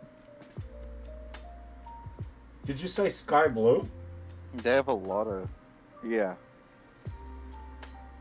Sky Blue does music? I don't think so. There was a Sky Blue on there, but I don't think they were the same person. Hey Zach, don't forget that also. Yeah, in the rest Skywalker's gonna get right. He ain't giving me nothing. The only thing he's given me is an autograph. Mm. I was telling how at the end of the video, I think it's James that says it. He was like, it sounds like someone had a stroke when they were trying to say subscriber, and it just came, or like. Mm. It just said they meant to say subscriber, but instead said subscriber. Can you scrobble to my channel? No. Oh my god, I got an achievement for logging For in. scrobbling? Yeah, for scrobbling.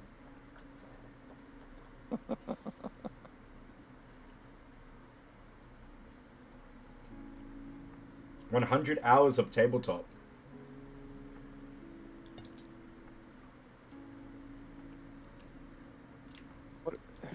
What? Nice. Mm-hmm.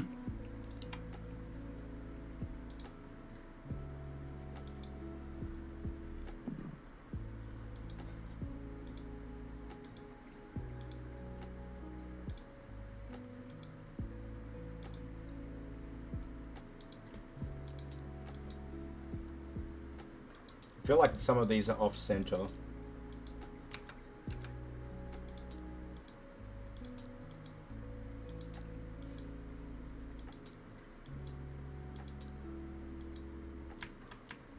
Do they have an app? Who? Last FM. Look them up. Let me know. I am. Hurry up. Are you scrobbling? Stop it. That's gonna be my word now. You can't, like, copyright a word, Zach. Jeez. I bet. No, you can't. What?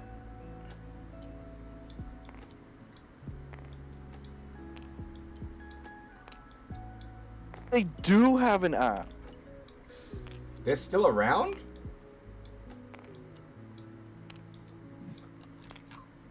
Jesus. This Reddit post is from 5 years ago and it says Blast FM dying.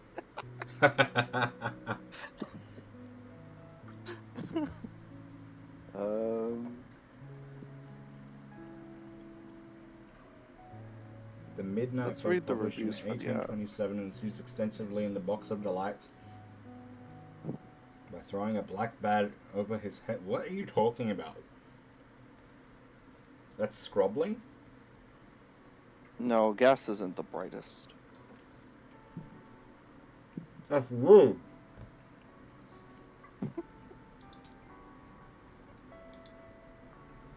Wow, look at these reviews. 1 star for the app. Used to work fine, but as others have mentioned here, now will scrobble my tracks multiple times. One song was scrobbled 35 times. Wait, he's got All within 35 the same scrobbles? minute. That's like... Who? The guy that you just said has 35 scrubbles. Maybe? I'm so confused. This one gave it 2 stars. Another way to scrabble my streaming music on my phone? Sure, it sounded nice, however this app is so glitchy. Oh, that's unfortunate. Well, I'm installing it, so... You're scrobbling it, you mean?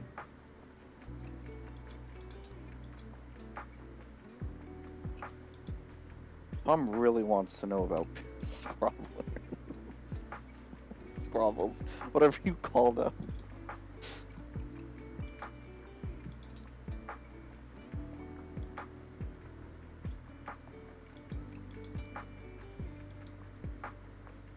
So is Last.fm like fucking MySpace for music? I thought that was MySpace. That's true. You're right, that's true. But what I'm saying is, like, was it the thing until, like, until Spotify took over? Mm.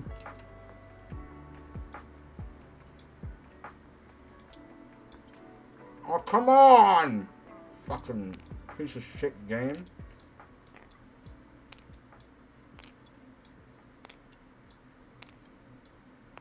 Oops.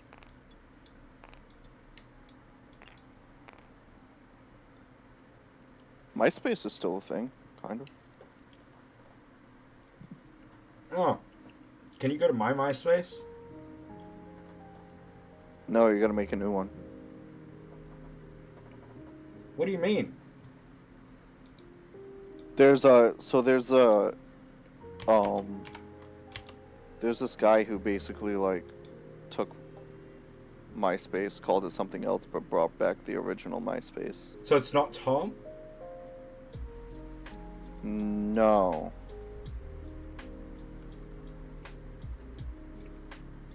Look it up. It's called Space Hay.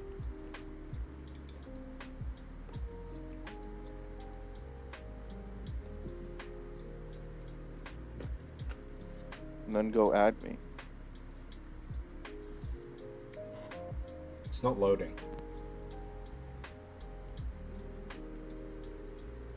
Jesus I forced Christ. Izzy to make an account. The fuck is this shit?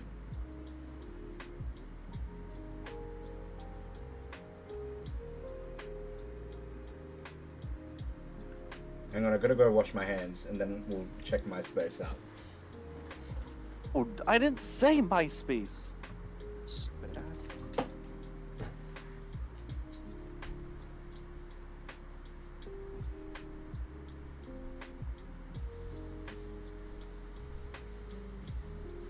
Why is Last.fm not making me make an account? Well, not letting me make an account?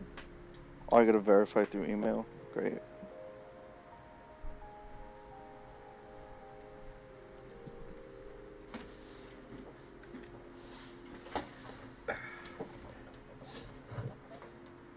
All right, Zach, you back? I'm back. We're gonna watch, look up some MySpace shit.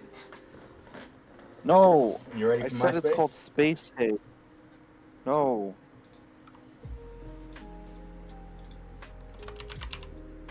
I wonder if my... No. No, you're not doing it right. How do I do it then? You gotta go to Space Hay. What? Trust me. SpaceX? Trust me. No, no. HEY. They just got an app and everything. It's sick.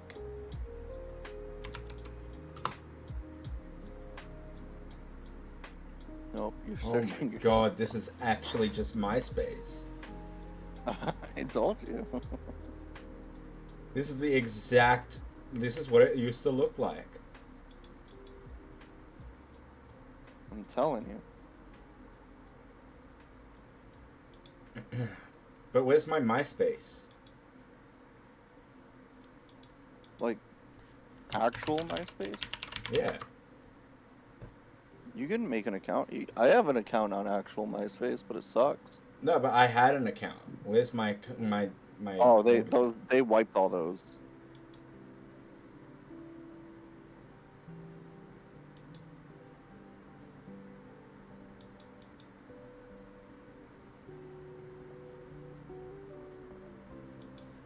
I put my phone down.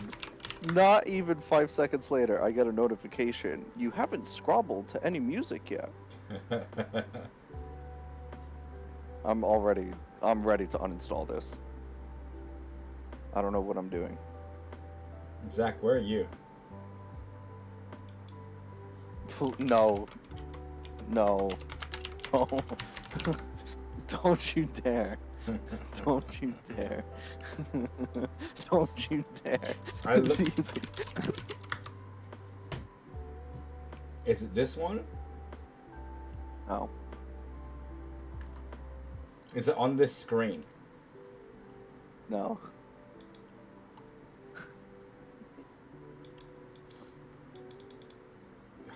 Fuck, you're lucky.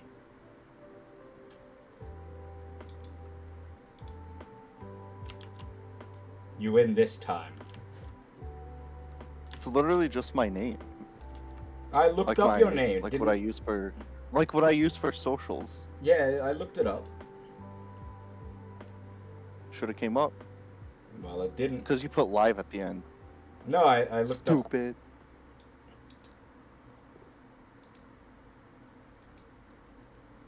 All right. Because you called me stupid. We're gonna have another look.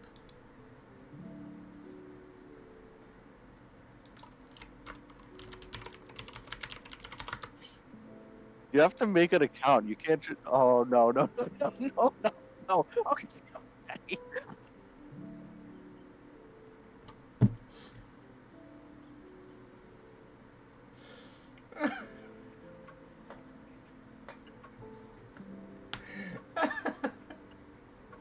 I'm not looking. I'm not even looking because I don't know what. Using this new app is pretty rad. Lost active 1 month ago.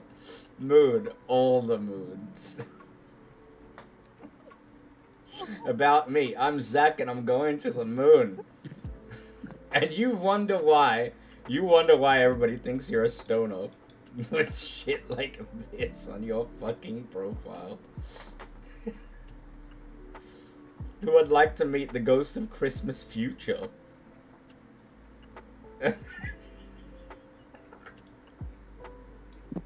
1 year ago?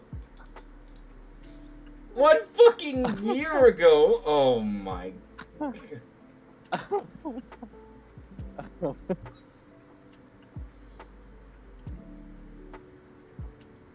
Jesus. I'm gonna report you.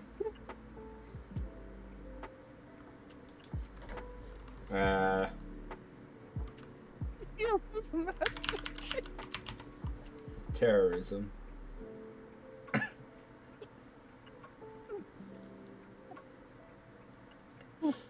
Should I do it?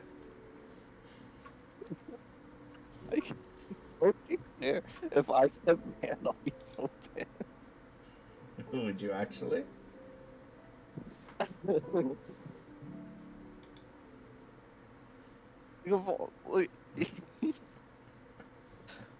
I'm gonna make so many friends now.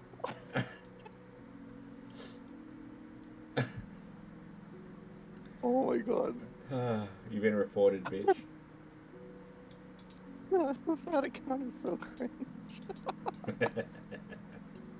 I have 108 profile views. Nice. Let's see. Friend requests. Oh, I have none.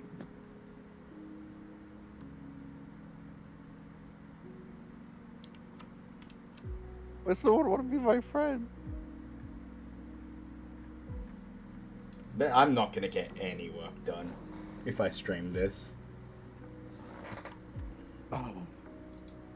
Oh my god, I'm legit crying. What are you trying to do?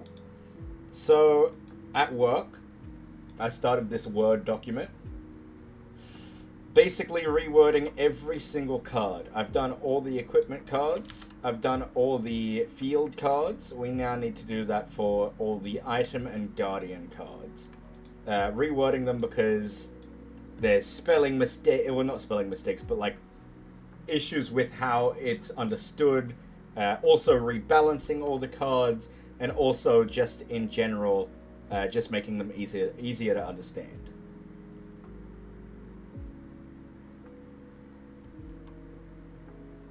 So, starting with boomstick, 9 mag. Maybe we just call it boomstick 9 ammo. Maybe we just rename this to light. Wait, what's the actual boomstick called?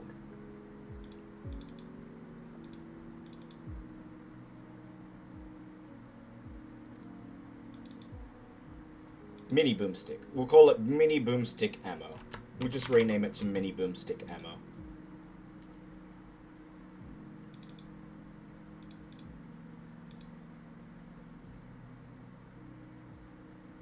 Oh, Izzy, I see what you're talking about. Set the percentage of playback required for a track to scrobble. I can scrobble up to 100%. So ability is +5 attack.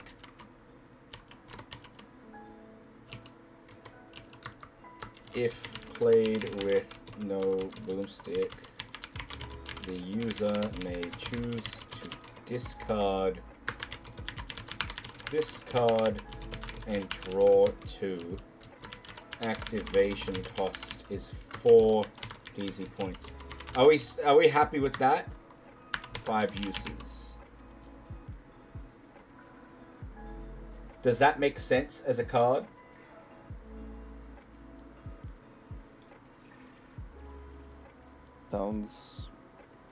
Sounds like it makes sense to me. Okay, explain it to me.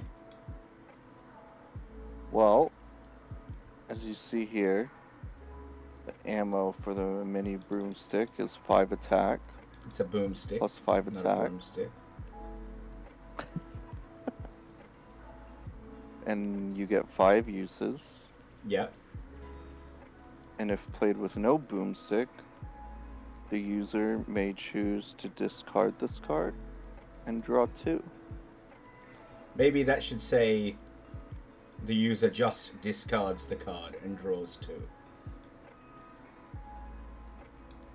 Because why would you choose to do that? You can't do anything else.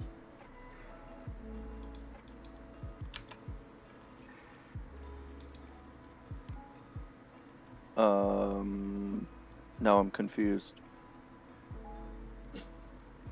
So the new ability description will be... You're asking the wrong person. I'm asking chat. Tell me, chat, if this makes sense. Okay, I'll be quiet. You're a part of chat. Don't be quiet. But don't talk when I'm talking, though. So mini boomstick ammo. The ability is +5 attack. If played with no boomstick, the user discards the card and draws 2 from their deck. Activation cost to do this is 4 DZ points. That doesn't make sense.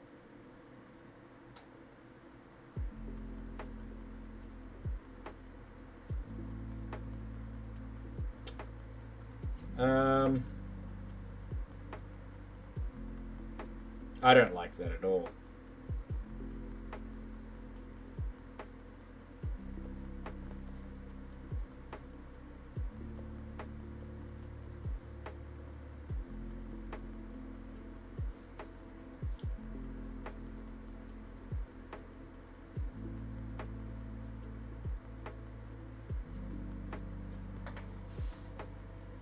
How do I make this card make sense? Help me. Help me, chat.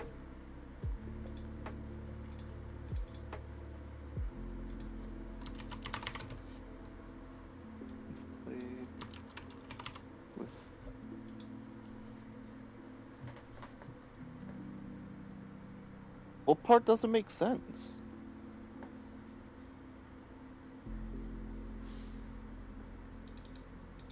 Well, this needs to go.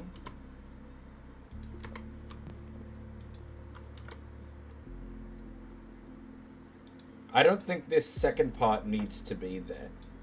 But then the card has no reason to be used without the boomstick. So that's why I did this.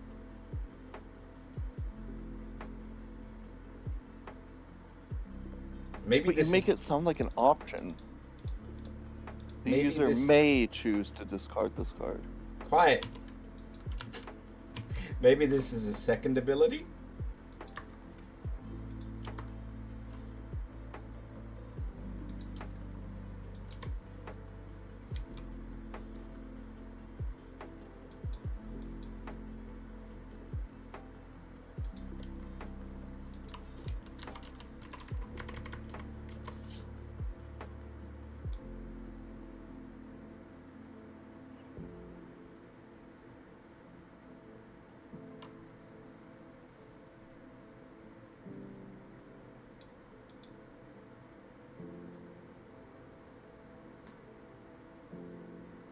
Hold on, does this care require the boomstick?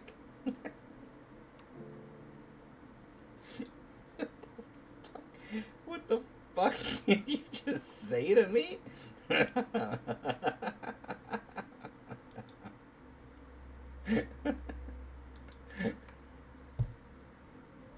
Does this card require the boomstick? It does.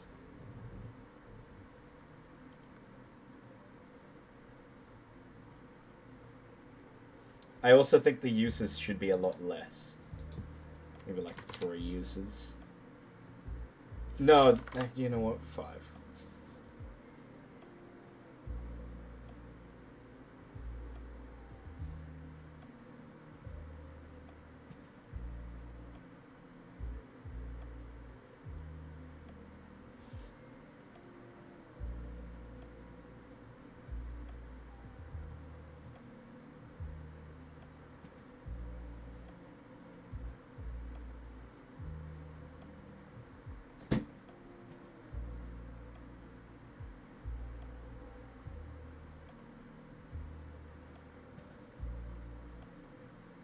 What's up, Mendez?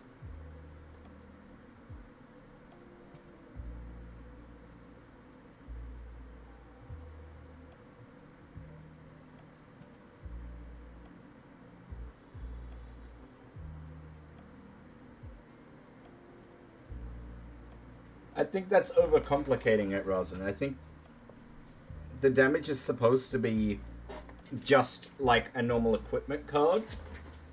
So this is a very unique item. This is not how item cards usually work. We have another equipment card that this is being essentially attached to that gives the equipment card this ability, plus 5 attack.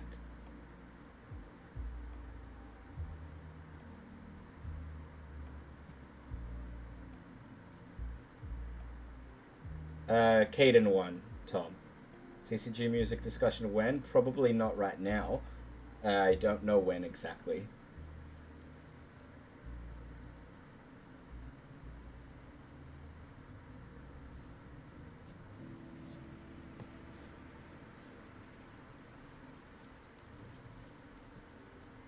I can let you know when I find free time.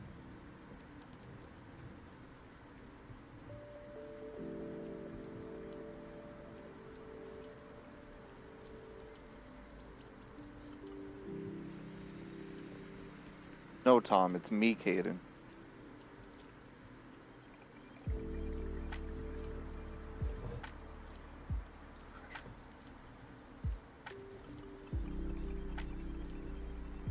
I don't like this stream anymore. I think I should just go offline and do this.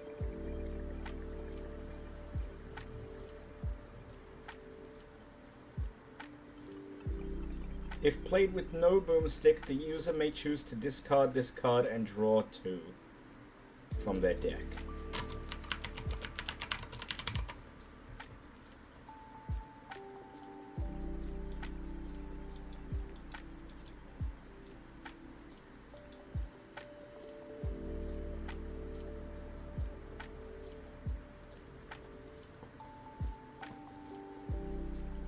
Should I add an activation cost to this damage?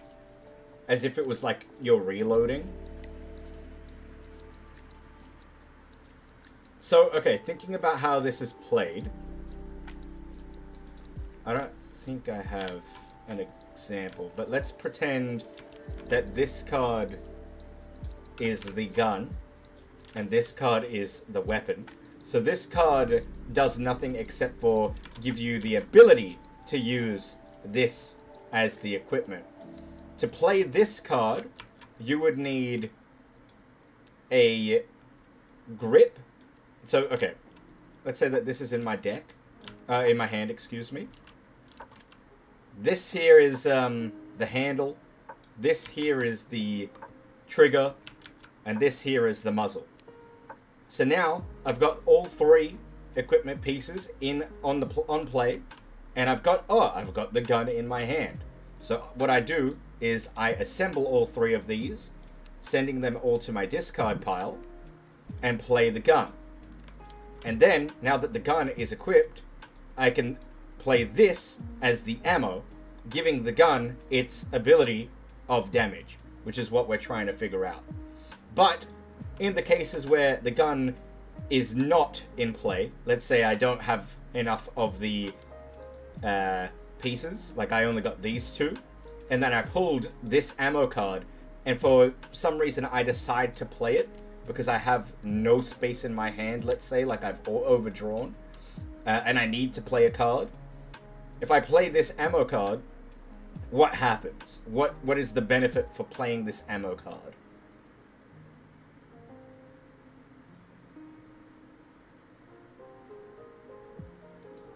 That is what we're trying to ask. That is what we're trying to establish.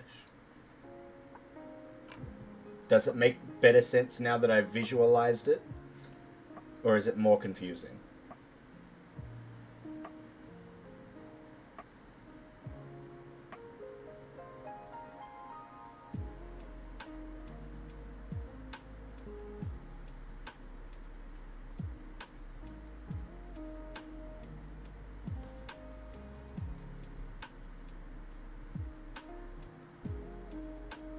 Zach?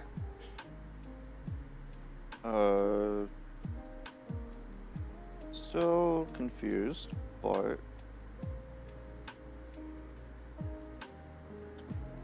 Do you understand the concept of the card? yeah.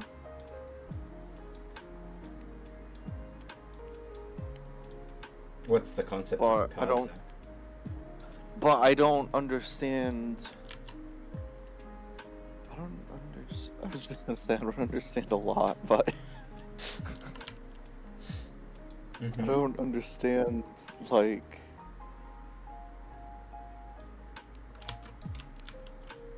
I don't know. What the fuck?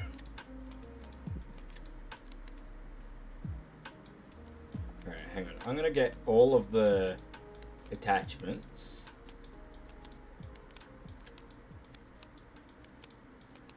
To kind of like emulate this. But you have so many work in progress cards. This game is a work in progress, Zach. It's very difficult. I know, I'm just saying.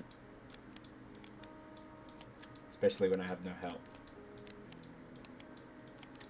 Well, you're asking the wrong person, pal. Clearly. You know what card games I like? Go on. Go fish. Nice and easy. What? Go fish. Why couldn't you make a game like this? I mean, like, go... Like this? I mean, I did. You could have been like, do you have any Toms? No. Oh, gross. Go fish. Except instead of go fish, it's like go... Go fuck yourself. Yeah. No, go fuck yourself. And they have to pick up another card, and it's like, do you have any Scrabbles? No. Go fuck yourself. Yeah, I like that. See? I just made you a card game. I hate to admit it, I'd play it.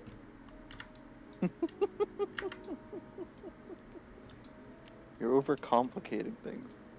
It's a complex game. Yeah, I'm not good at those. Alright. For the sake of visual, this is the situation. I have on the field. Are you following me, chat? On is on the field. In all 3 item slots, I have placed the boomstick trigger, the boomstick muzzle, and the boomstick grip.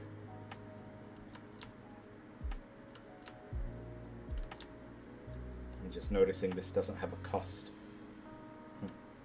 Alright. Anyway, all 3 of those are placed. In my hand, I have the long-range boomstick. And if you read the card, it can't be played until all those 3 pieces are in play. It does nothing else. The only thing that this card says, basically, besides that, is it can't be destroyed unless the user is the one destroying it. So, we've got all 3 item cards on the field. I happen to have the gun in my hand. So I place it. That automatically destroys these. And now I've got a gun. But the gun does nothing because it has no ammo. You following me? Kinda. So, I place the boomstick 7.62 mag, or ammo, which is 20 attack with 1 use. That works because I have the gun here. But let's say this is still in my deck. And this is currently my hand.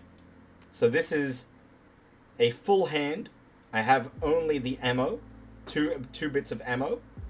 I have a lot of useful cards that I don't want to use right now because I either can't because I don't have the cost or like the SP saved, or I just would rather not.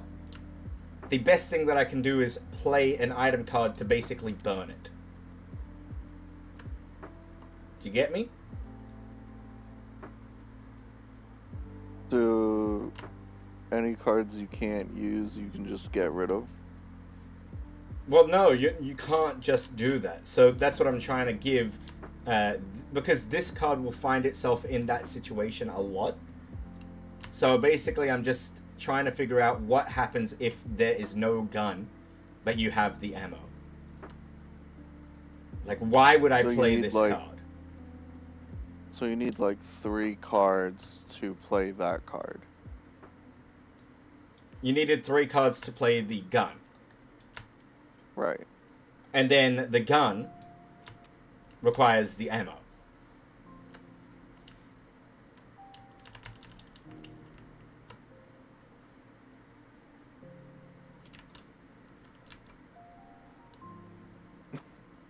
Okay. If it's too confusing and nobody in chat is willing to help, I will delete them.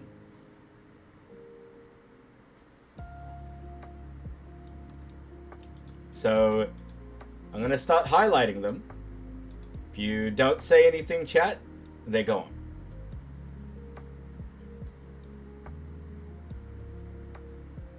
I will give you 10 seconds. What do you mean gone? I'm going to You're press just gonna delete, delete them? and they are gone. Isn't this something you should ask classes about? That's why I wanted to do this offline, but everybody else wanted to fucking see me stream this.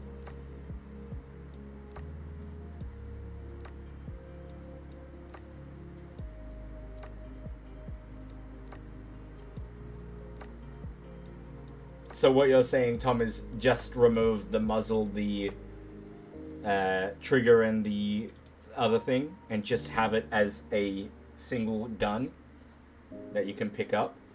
Yeah. And then nerf it if you need to, if it becomes too OP.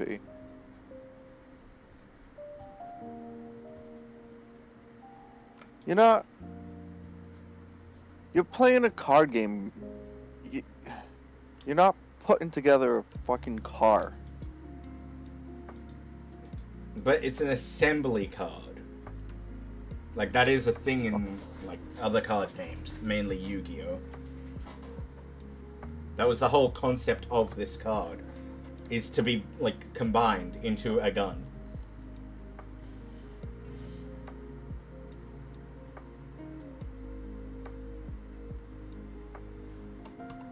I can't even put together a sword in Minecraft. You think I can do this? I'm doing this offline. I'm not streaming it. Good night, chat.